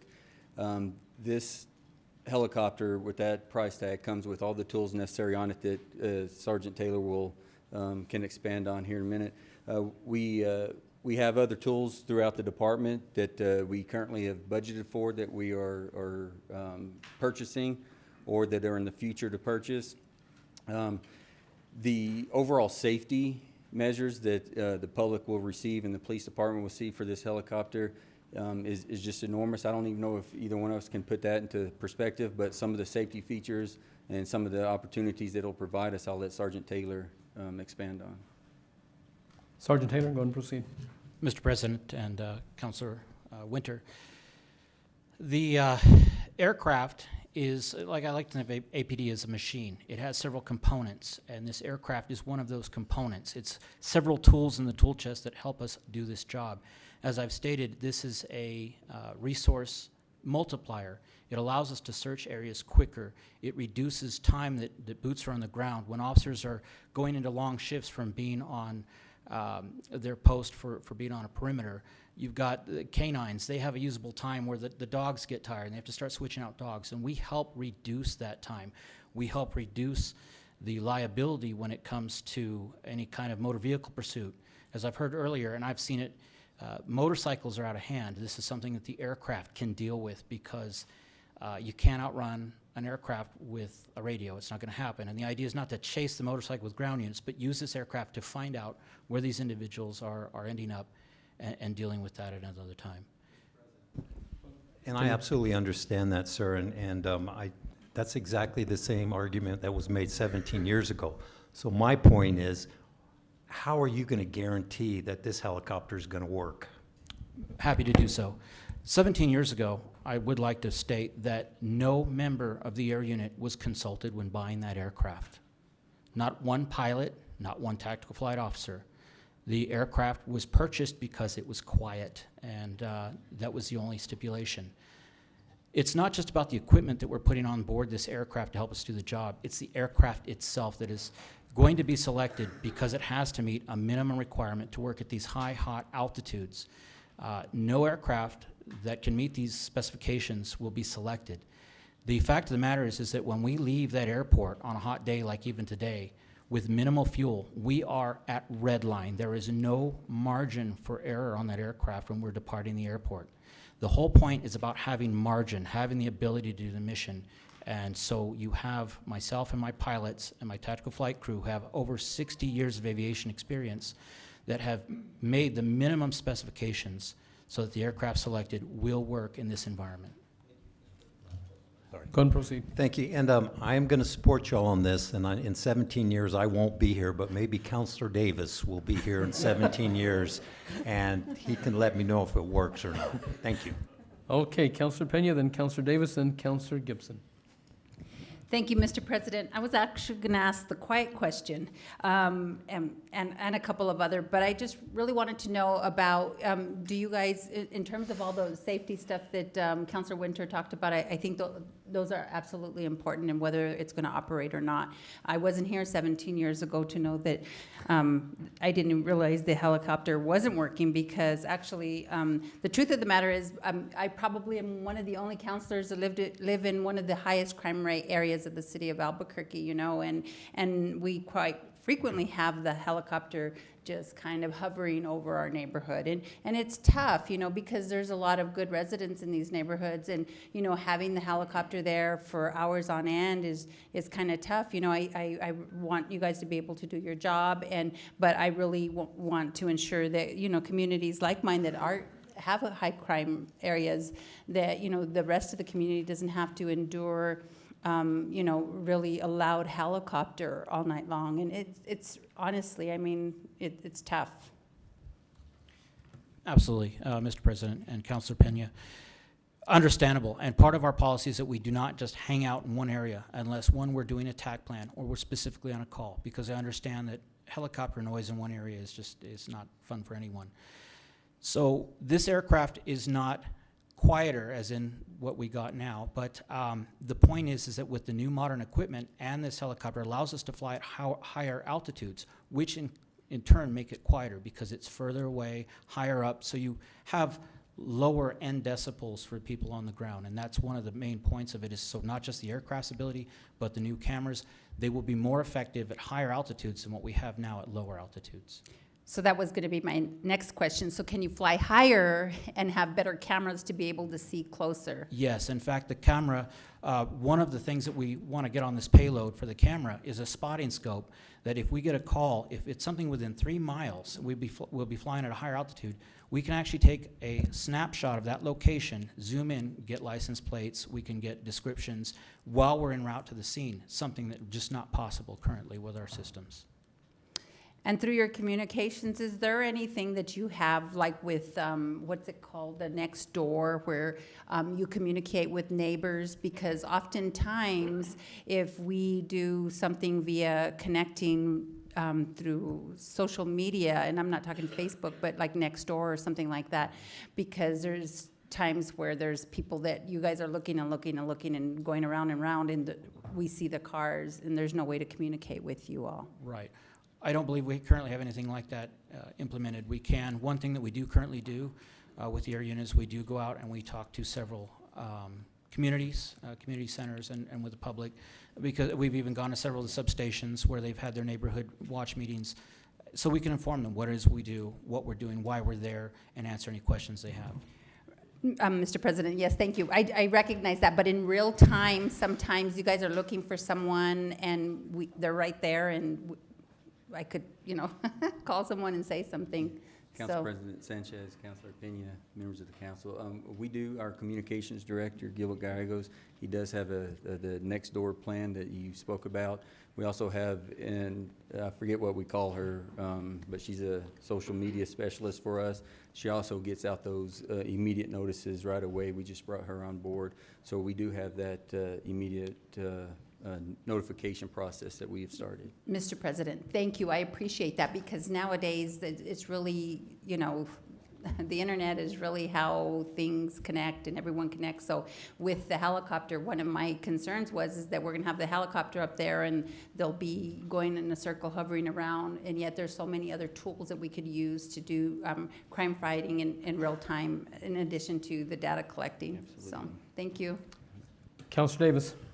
Thank you, Mr. President. If I'm going to be here in 17 years, I have to learn to quit talking when I'm winning, so I'm going to make this real short. I just want to say thanks, Chief Ross and Sarge, I appreciate it very much. We started this, I appreciate y'all allowed me to come in and ask some questions early on, and I want to acknowledge that this is a lot of money, but it's an important one, because this wasn't sort of conceived upstairs somewhere. This really was started with a needs assessment jointly between the Sheriff's Department and APD to look at what we had right now, how to fill that gap. We had serious conversations about whether it was more appropriate to help the Sheriff's Department expand their fleet or to have ours. And I think APD came to settle on the idea that a joint, both of us finding a way to share that worked better. But I do want to ask follow-up. We have the current unit we have is due for, I'm going to say this in the wrong way, Sarge, but it's due for an engine replacement. It's just time, air hours, but it's still a good unit. Are we, and if for the administration or Sarge, somebody, are we now proposing to sell that old unit, and how does that include it in the cost of buying the new helicopter? Because we're not going to use it anymore. We can't even fly. It doesn't have seats in it, so that's kind of hard to fly. Council President Sanchez, Councilor Davis, members of the council, we do plan on selling that helicopter. Sanjay will help us with that process, and but that is the plan. It will no longer be an expense for us. I also would like to add, if I could, we talked about a lot of the equipment on the helicopter, and just to add in that the camera system that is going to go into this new helicopter, it will be able to tie in with our real-time crime center. We are rebirthing our real-time crime center, getting a lot of new additions going into it with some personnel. We're taking it a step above. We're really trying to make it the Marquee Center to work and go, and for a helicopter to actually tie straight into that is phenomenal. Thanks. And Mr. President, I just want to acknowledge and thank you for carrying the amendment for the cell phones as it happened. It's good timing to add this in, and I appreciate you doing that in committee. It's important for us to do that for the language option, yes, for language accessibility, and that's an old sort of requirement from DOJ from a different time past. But it's really timely because we also looked at some technology that allows, for instance, RTCC or the new helicopter unit to feed that data right back to officers on their cell phones if they have a city cell phone. And so those officers become a part of the perimeter in an entirely different way thanks to new technology, and we're trying to get that deployed. And so it's a good time to merge those things together, and we appreciate that. And I appreciate y'all working with us to figure that out. So, but if somebody could clarify for me, Chief, just how are we including the sellable or expected sale cost back into the spreadsheet on how we're paying for this, or is that in a future sort of, are we accounting for that? It's no small amount of money. It's $500,000 or so, as I recall, whether we pay to fix it or let somebody else do it. Mr. President and Councilor Davis, I'll take the liberty to answer that question. I think due to the overlap, we can't just make a trade or enter into an exchange transaction. So once we have this helicopter delivered and up and running, then we will figure out a way to sell it. And the proceed of that helicopter will go to the general fund, and then it would be in the cleanup bill subsequently. Thank you, sir. Thank you. Thank you, Mr. President. Thank you. Councilor Gibson, then Councilor Benton, and then Councilor Borrego. Thank you, Mr. President. So I had several questions when we were discussing this in committee. And I'm still really skeptical. I probably won't be supporting that. Not because I don't support the police, not because I don't want you to have cell phones, but we'd get you the cell phones anyway. But I'm just not convinced that, well, first of all, let me start with a question. Is the choice that y'all have made, is that the helicopter that is similar to one of the ones that the county has now? It is? Yes, Mr. President, Councilor Gibson. It is basically that airframe, only their airframe was built in 2007, so the airframe has had power and safety updates made to it, so it actually is even more capable. But Okay. yes, it is very much like what they're Okay, operating. well, that's good. So that gives me some Yes. reassurance Yes. that, you know, we've seen one in action and it's performed well. Correct. Because one of the things that still does bother me, or it would if we didn't have that evidence to go on, is that, you know, nothing else was really, you know, like y'all didn't bring in a consultant, and I don't mean to disparage your background or your knowledge about this, but doesn't look like other people were consulted as to what you know, what brand or model, make and model that you chose. Council President Sanchez, Councilor Gibson, we believe that's exactly what happened 17 years ago. This go around, we call them subject matter experts, and is what we call the consultants, and we believe that 26 years of flying, he is a consultant for us. He's an in-house consultant, an in-house subject matter expert. We have another pilot in the background, back here in the back, and we have some pilots that have retired or moved on to other agencies over the years that we will speak with and seek input, because they've all had the same concerns over the past 17 years about the type Great. of helicopter that was previously purchased. Thank you.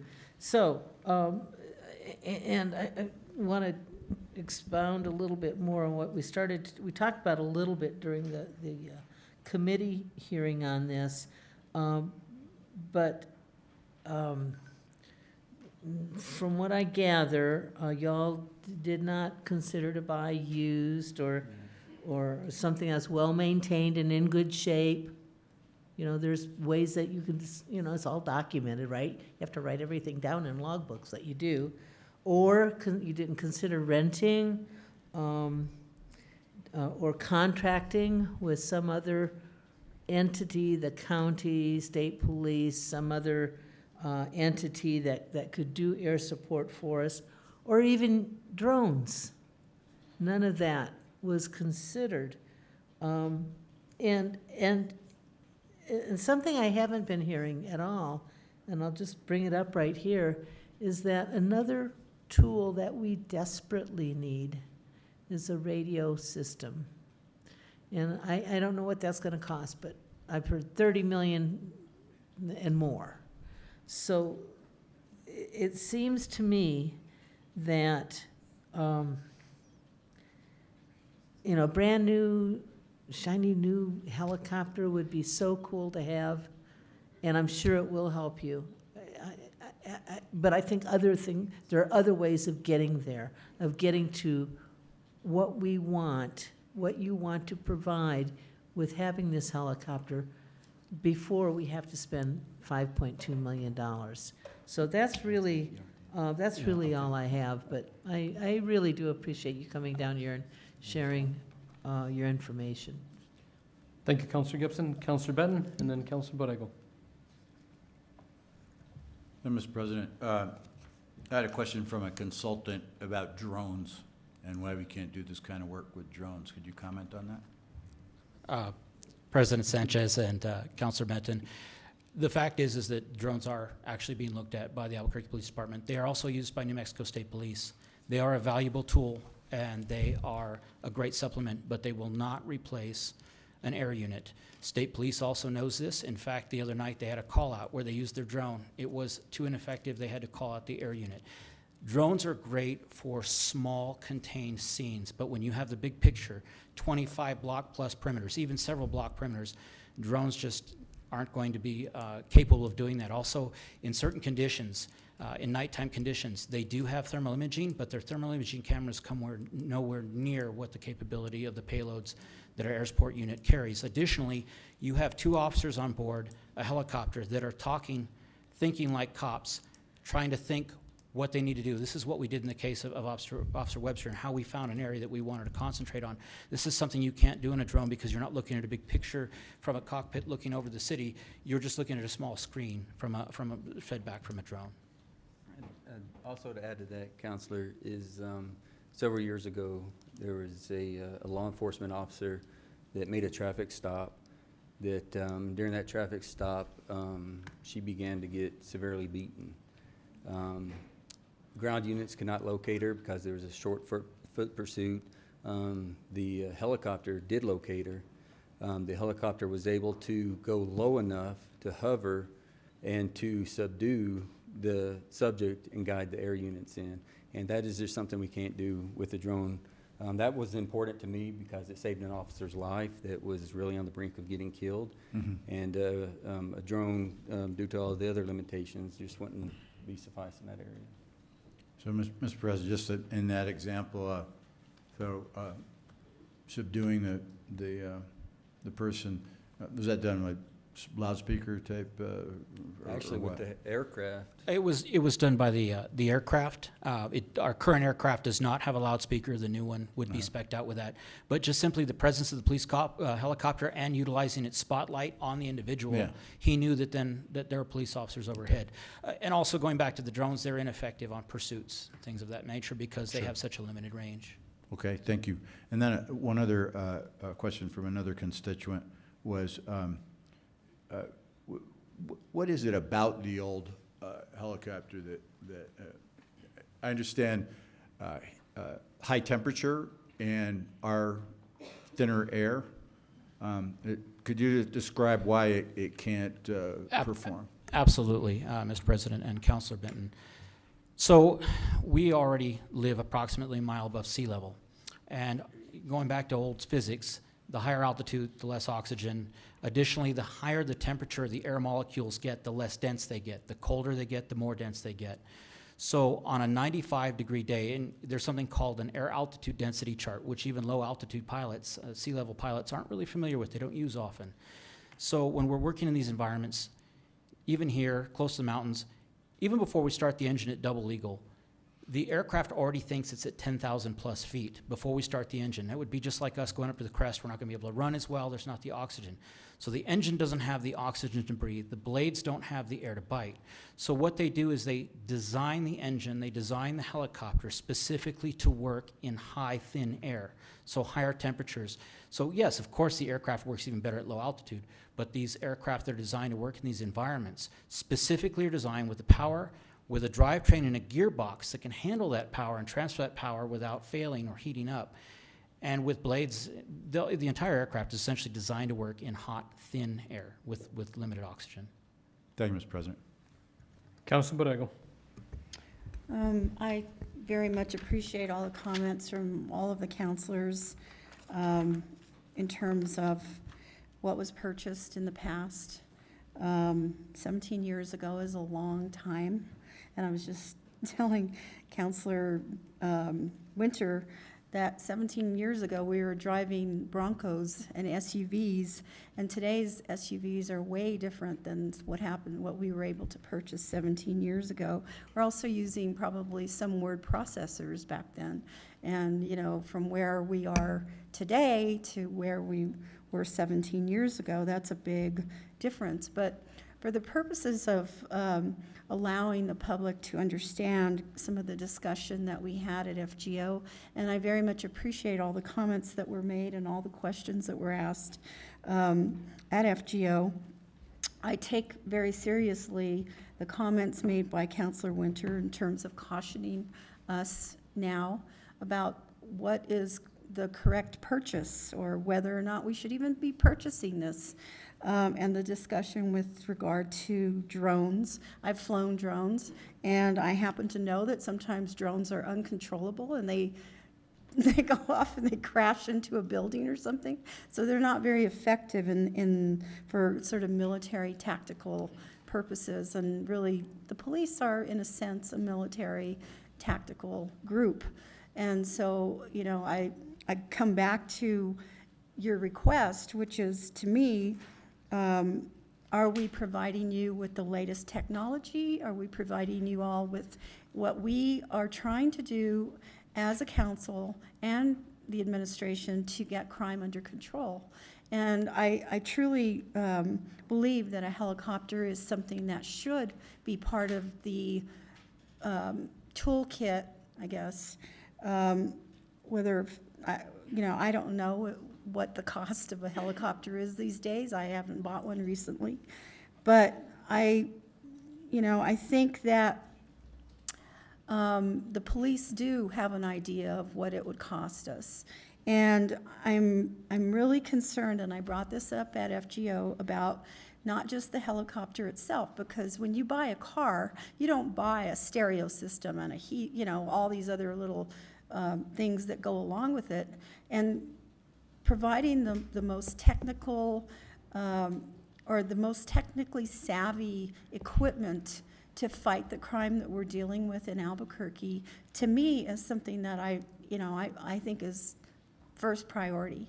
Now, $5 million, I don't know. I mean, I have never bought a helicopter, so I don't know. You tell me. And I also go back to the administration, because we have a procurement process that will tell us, you know, if we allocate $5.2 million and it costs us $4 million, we don't have to use the entire $5.2 million. So I think the procurement process is going to be really important about how we approach it, and that we don't repeat what we did 17 years ago. I think that that's really critical, and, you know, ensuring that whatever those elements are that need to go into that RFP, and that the appropriate people are part of that process. So, you know, I want to support this because I really do believe that we are fighting an element that is out of control. And I think that we need to provide every piece of, every tool that's available to fight what we're dealing with.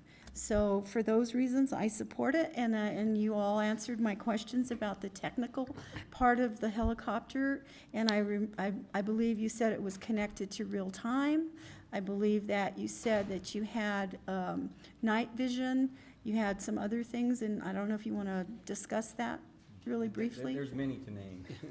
Pardon? There's many of the technology that will be included that we don't have to go through. So it's not just the helicopter that we're purchasing? Correct. It's all the equipment to go inside. I believe, or Council President Sanchez, Council Borrego, I believe, at the FGO meeting we talked about, it's basically a turnkey operation where, and we have looked at the latest technology and the right actual frame of the helicopter to provide that. And that's what our consultants, our subject matter experts, came up with, and of course through the procurement process, things like you talked about, we'll take care of.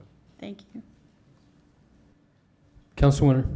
Last question, and this is, I know our helicopter wasn't very efficient, but last year, could you kind of tell me how many arrests you think, just get a ballpark, that the air unit helped in securing arrests? And I think with a more proficient helicopter, it's probably going to be a lot more than that. But kind of give me a ballpark on that. President Sanchez and Councilor Winter, I want to say, I know we do a monthly, and it was put out. We've been down for over 5 months, but I know we've had well over 100 calls, and I want to say well over 30, 35 felony arrests, multiple stolen vehicles recovered, literally hundreds of thousands in property recovered because of those vehicles with our current aircraft in its state, yes.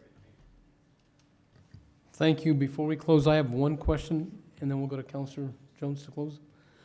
My question is regarding the helicopter that you have been flying, Sergeant Taylor. Can you give me an incident where you had problems in trying to land the helicopter and safety issues regarding the helicopter? Yes, President Sanchez and councilors. This last December, I was flying with Officer Pearson, my tactical flight officer, who's also a pilot. He's in the back of the room.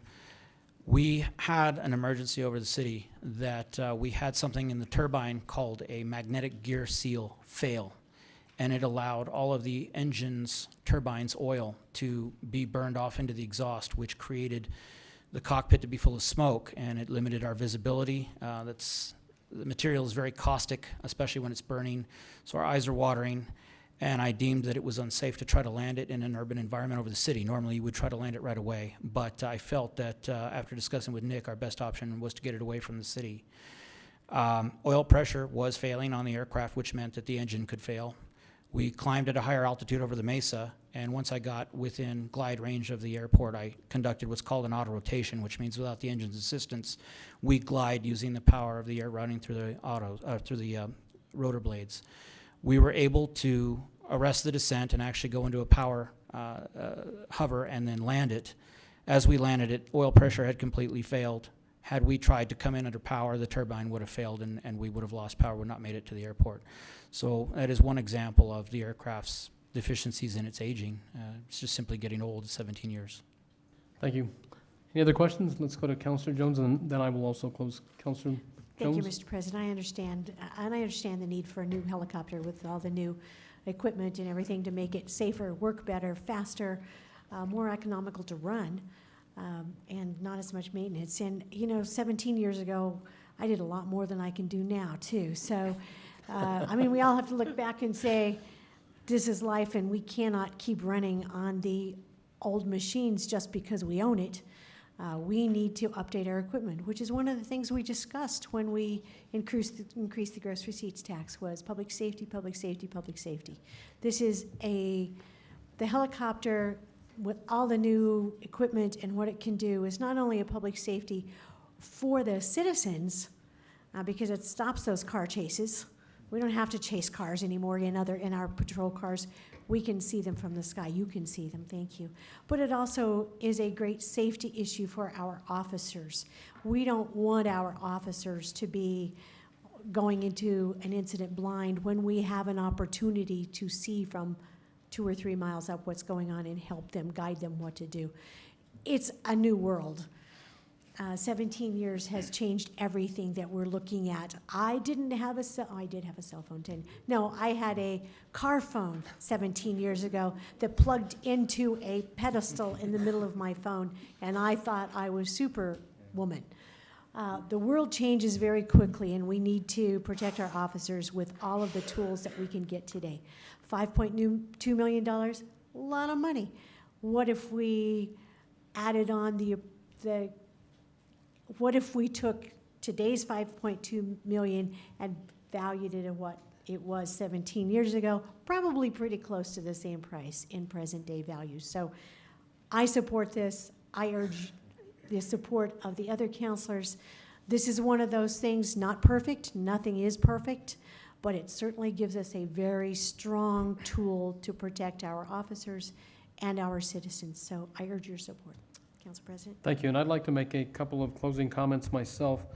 First, I would like to thank Chief of Staff Ross for your work. I would especially like to thank Sergeant Taylor for your work in flying the helicopter that we have provided you for the last 17 years. And I know you've kept quiet about this issue, but it is time that we look at purchasing this new apparatus. I want to also personally thank Councilor Davis. I think the issue regarding the cell phones is also equally as important. Anytime that we can provide tools for the men and women that work for the Albuquerque Police Department, that makes our community a much safer place. You know, we have stated, including Mayor Keller, that public safety was our #1 priority.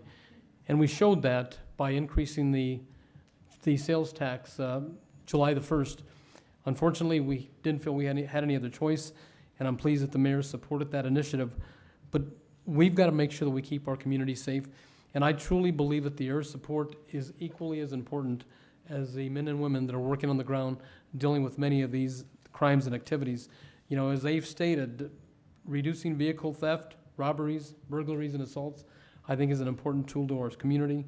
But most importantly, we just got to assure our citizens, you know, this is a $5.2 million investment. And I truly believe with the work that I've seen from Sergeant Taylor and Detective Ross, that we are doing the right thing in making this investment for the residents of our community. We must, you know, I know that Councilor Gibson had a question, are we gonna have to be buying a new helicopter every 17 years? You know, I think this helicopter was in critical condition, and I'm surprised that we ran this helicopter that long. And it's been inactive for 5 months, but I think and truly believe, looking at some of the statistical information that we have been provided, that helicopter will be out working more often and assisting those officers on the ground. But a combination of these two items I feel is important, and I urge your support. We have a motion and a second on the floor for R-72. All those in favor, raise your hand and say yes. Yes. Those opposed say no. That carries on an 8-to-1 vote. Thank you. We are now on item C. That is O-30, Councilor Benton. Thank you, Mr. President. I move a due pass on O-30. This is approving a project involving Taskus Incorporated pursuant to the Local Economic Development Act to support the renovation and construction of approximately 50,578 square feet. That's approximate, it could be slightly, of commercial rental space in downtown Albuquerque to provide technical operations and a customer experience center. We've already got a second, Councilor Harris. We have 3 individuals that are here to speak this evening on this agenda item. It is Shelley Branscombe, followed by Gary Tonjes, followed by Mark Roper. And once your name has been called, if you would please come to the front, there is seating available, and be prepared to speak. Welcome, Shelley. Mr. President and council members, my name is Shelley Branscombe. I'm here both as a commercial real estate professional as well as a citizen of the city of Albuquerque. I support the initiative planned for Taskus for a number of reasons, including Taskus's tenancy will be a contributing factor to economic development in downtown Albuquerque. Taskus is a technical operations and customer service center expected to invest more than $9 million in downtown Albuquerque, and they will attract young individuals as employees in their customer experience center, and the salaries will range from $12 to $16 an hour on the lower end and $18 to $28 on the upper end. Supporting this initiative will enhance economic development in downtown Albuquerque, and it will bring jobs to our community. Thank you. Thank you. Gary Tonjes. Council President Sanchez, members of the council, Taskus will generate more than $100 million in new payroll over the next 5 years into downtown Albuquerque and into the community, giving an important boost to small businesses, restaurants, and developers of housing and other amenities in the downtown area and beyond. The gentleman who is here tonight representing Taskus, John Wouters, is the Vice President for Expansion and Growth. We began working with him on the project in December. He's been here on 3 different occasions, meeting with 16 different employers in the market to really understand this and have confidence that they'll be able to succeed. We appreciate very much your consideration of this important project for the community. Thank you. Thank you, Mr. Tonjes. Mark Roper.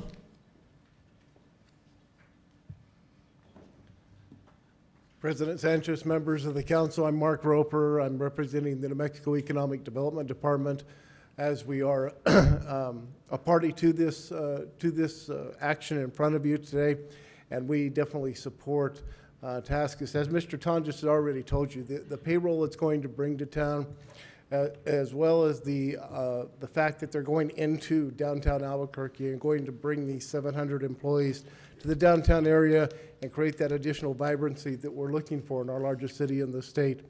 Additionally, it's a little point of bragging right. Albuquerque won.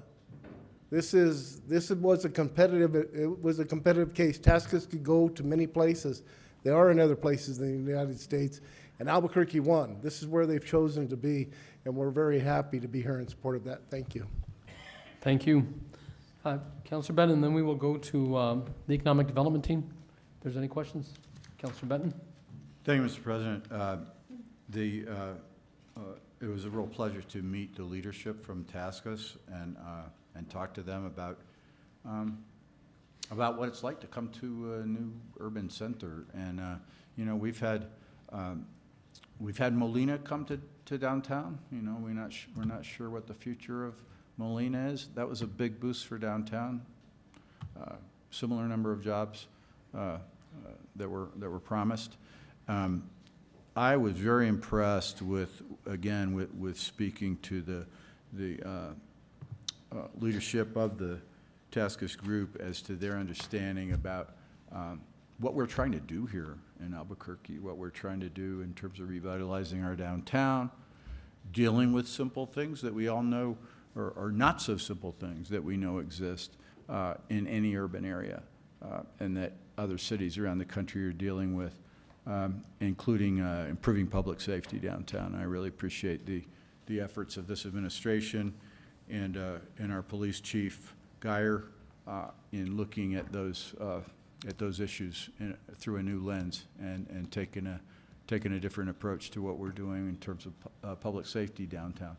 And I went in and had a very frank discussion with the folks about that, a brief but frank discussion, and they totally understood what we're dealing with and appreciate our efforts. So we're all in this together. It's going to be exciting to have 700 new people working downtown, hopefully some of them living near downtown. So thank you. And we have members of the Economic Development Team from City Hall. Ms. Jaramillo, go ahead. Council President and members of the council, thank you for the opportunity. I will be brief and then introduce our Deputy Director Firth, and also would like the opportunity to introduce John Waters to speak on behalf of the company.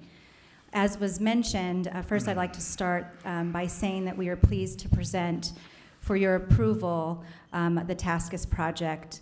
I also like to point out and reiterate that this project consists of the redevelopment of an existing office in the downtown area that will also create nearly 700 jobs and bring renewed vitality to downtown at First Plaza, where the Galleria is located. I also would like to point out that the company's initial job creation plan includes customer service, sales, technical support, billing, and outbound support, with potential for future growth in other company and industry-related services, to a workforce identified as 90% local residents. That is very important to us in this administration, and I know very important to the council. Also would like to mention that Taskus is headquartered in the Santa Monica area.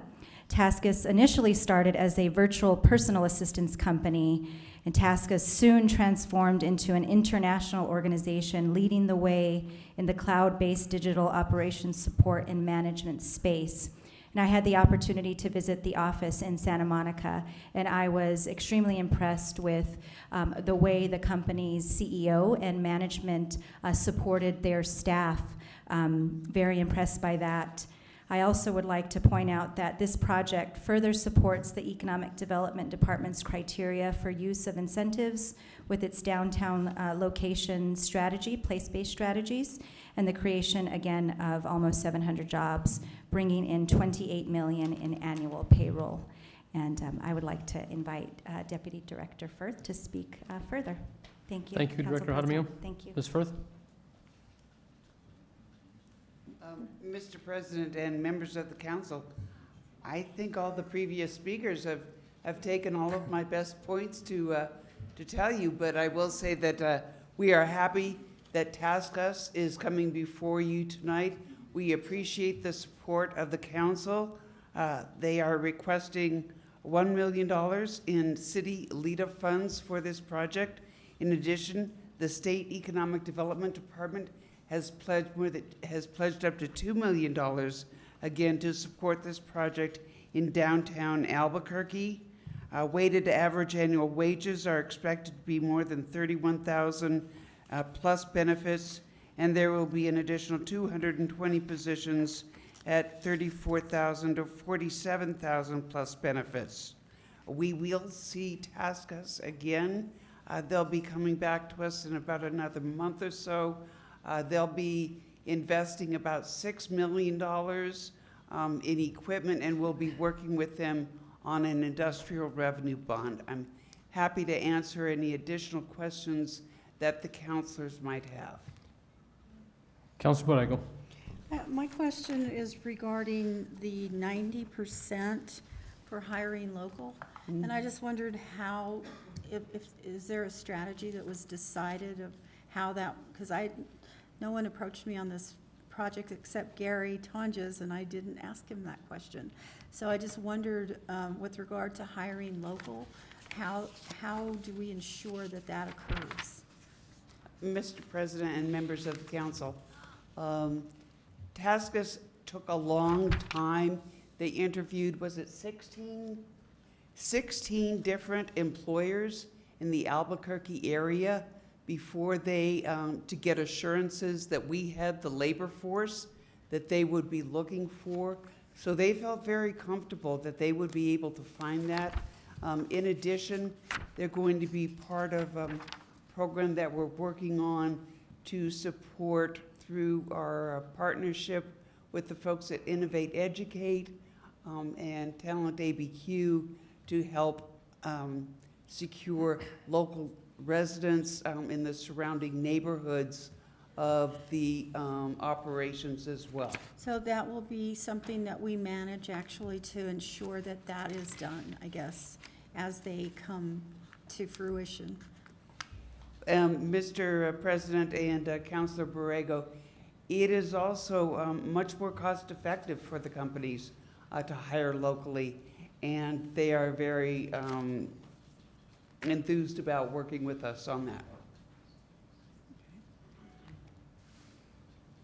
And we also have a representative from TaskUs, that is John Waters.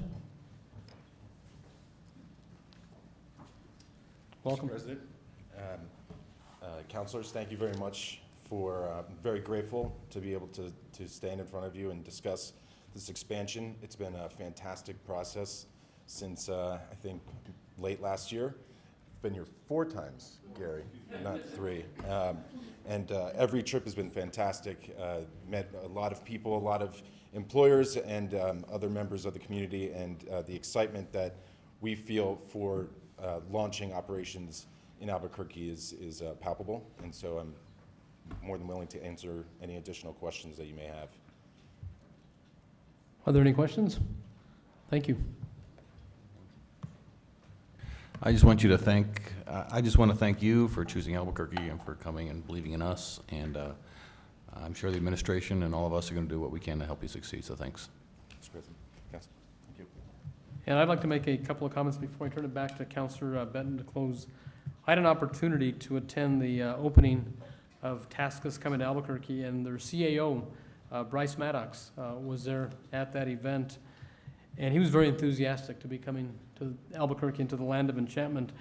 But I think it's great to see 700 jobs coming to the First Galleria, because that's been blighted for so long, and it's just really difficult to get people in there. But I think this will turn the tide for that, for the downtown area. I think it's really important that we're bringing TaskUs to our city. And talking to Bryce, he said that he was hoping after 5 years his company would be worth $500 million. After 5 years, he said he was still living with his mom and dad. But 5 years later, the company's now worth over $500 million. In Texas, they had 4 employees go work at that site. Now they've got over 2,000 employees. So I think this is going to be a tremendous asset to Albuquerque, and I truly believe that this is just the beginning of what's going to come by this company. And I'm very excited for the team. And I also want to thank Shelley, Gary, Mark, John, Cynthia, Deidre, and John Waters for also coming down to Albuquerque, 4 different times to to really push this initiative forward. But this is going to be great for our downtown area. And I will turn it back to Councilor Benton to close. Thank you, Mr. President. Yeah, just one other thing. At the announcement, a lot of attention was given, and I was very happy to hear that attention to the architecture of the building that Taskus is moving into. Oftentimes people will ask me what's my favorite modern building in Albuquerque, and I always have the same answer, and that's First Plaza.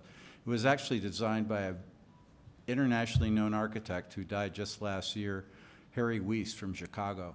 And if you really look at the building, yeah, it's got some 70s touches, Some people said it looks like a submarine because of those windows, But at the same time, if you look at the building closely, you'll see that each orientation of the building, whether it's east, south, west, or north, is treated differently because clearly Harry Weiss really understood the New Mexico sun and how it works and how it can be beneficial and then sometimes can be pretty brutal on a building that's not carefully designed. So I was really heartened to see the interest in that building, and I'm sure that Taskus will do a great job of remodeling it, but also with an understanding of the value of that architecture, which is so unique and really top-notch design. But I too am very excited about the news and about approving this bill tonight, and I urge your support. We have a motion and a second on the floor for approval of O-30. All those in favor, raise your hand and say yes. Yes. Those opposed? That carries unanimously. We are now on the last item, which is item D. Councilor Jones, that's committee substitute O-2. Thank you, Mr. President. This is amending Chapter 14, Article 5, Part 2 of the Drainage Ordinance, 1994 Drainage Ordinance, to implement best practices for the management of new runoff associated with a land development. I'll give you more information after. Move it do pass. We have a motion and a second by Councilor Davis. Is there anyone signed up to speak? Are there any questions or comments from this council? Councilor Jones to close. Thank you. This is something that will cause us to conform with the newest MS4 permit from the U.S. EPA. We've worked long and hard on it. Thank you, Mr. Melendres, for your hard work and for everyone in the industry and in administration. And this has been a long haul, but I think it's going to make everything work better along with our other water conservation entities in the city. So with that, I do urge your support. We have a motion and a second on the floor to approve committee substitute O-2. All those in favor signify by saying yes. Yes. Yes. Those opposed say no. That carries on an 8-0 vote. If there is no further business before this council, this meeting is adjourned.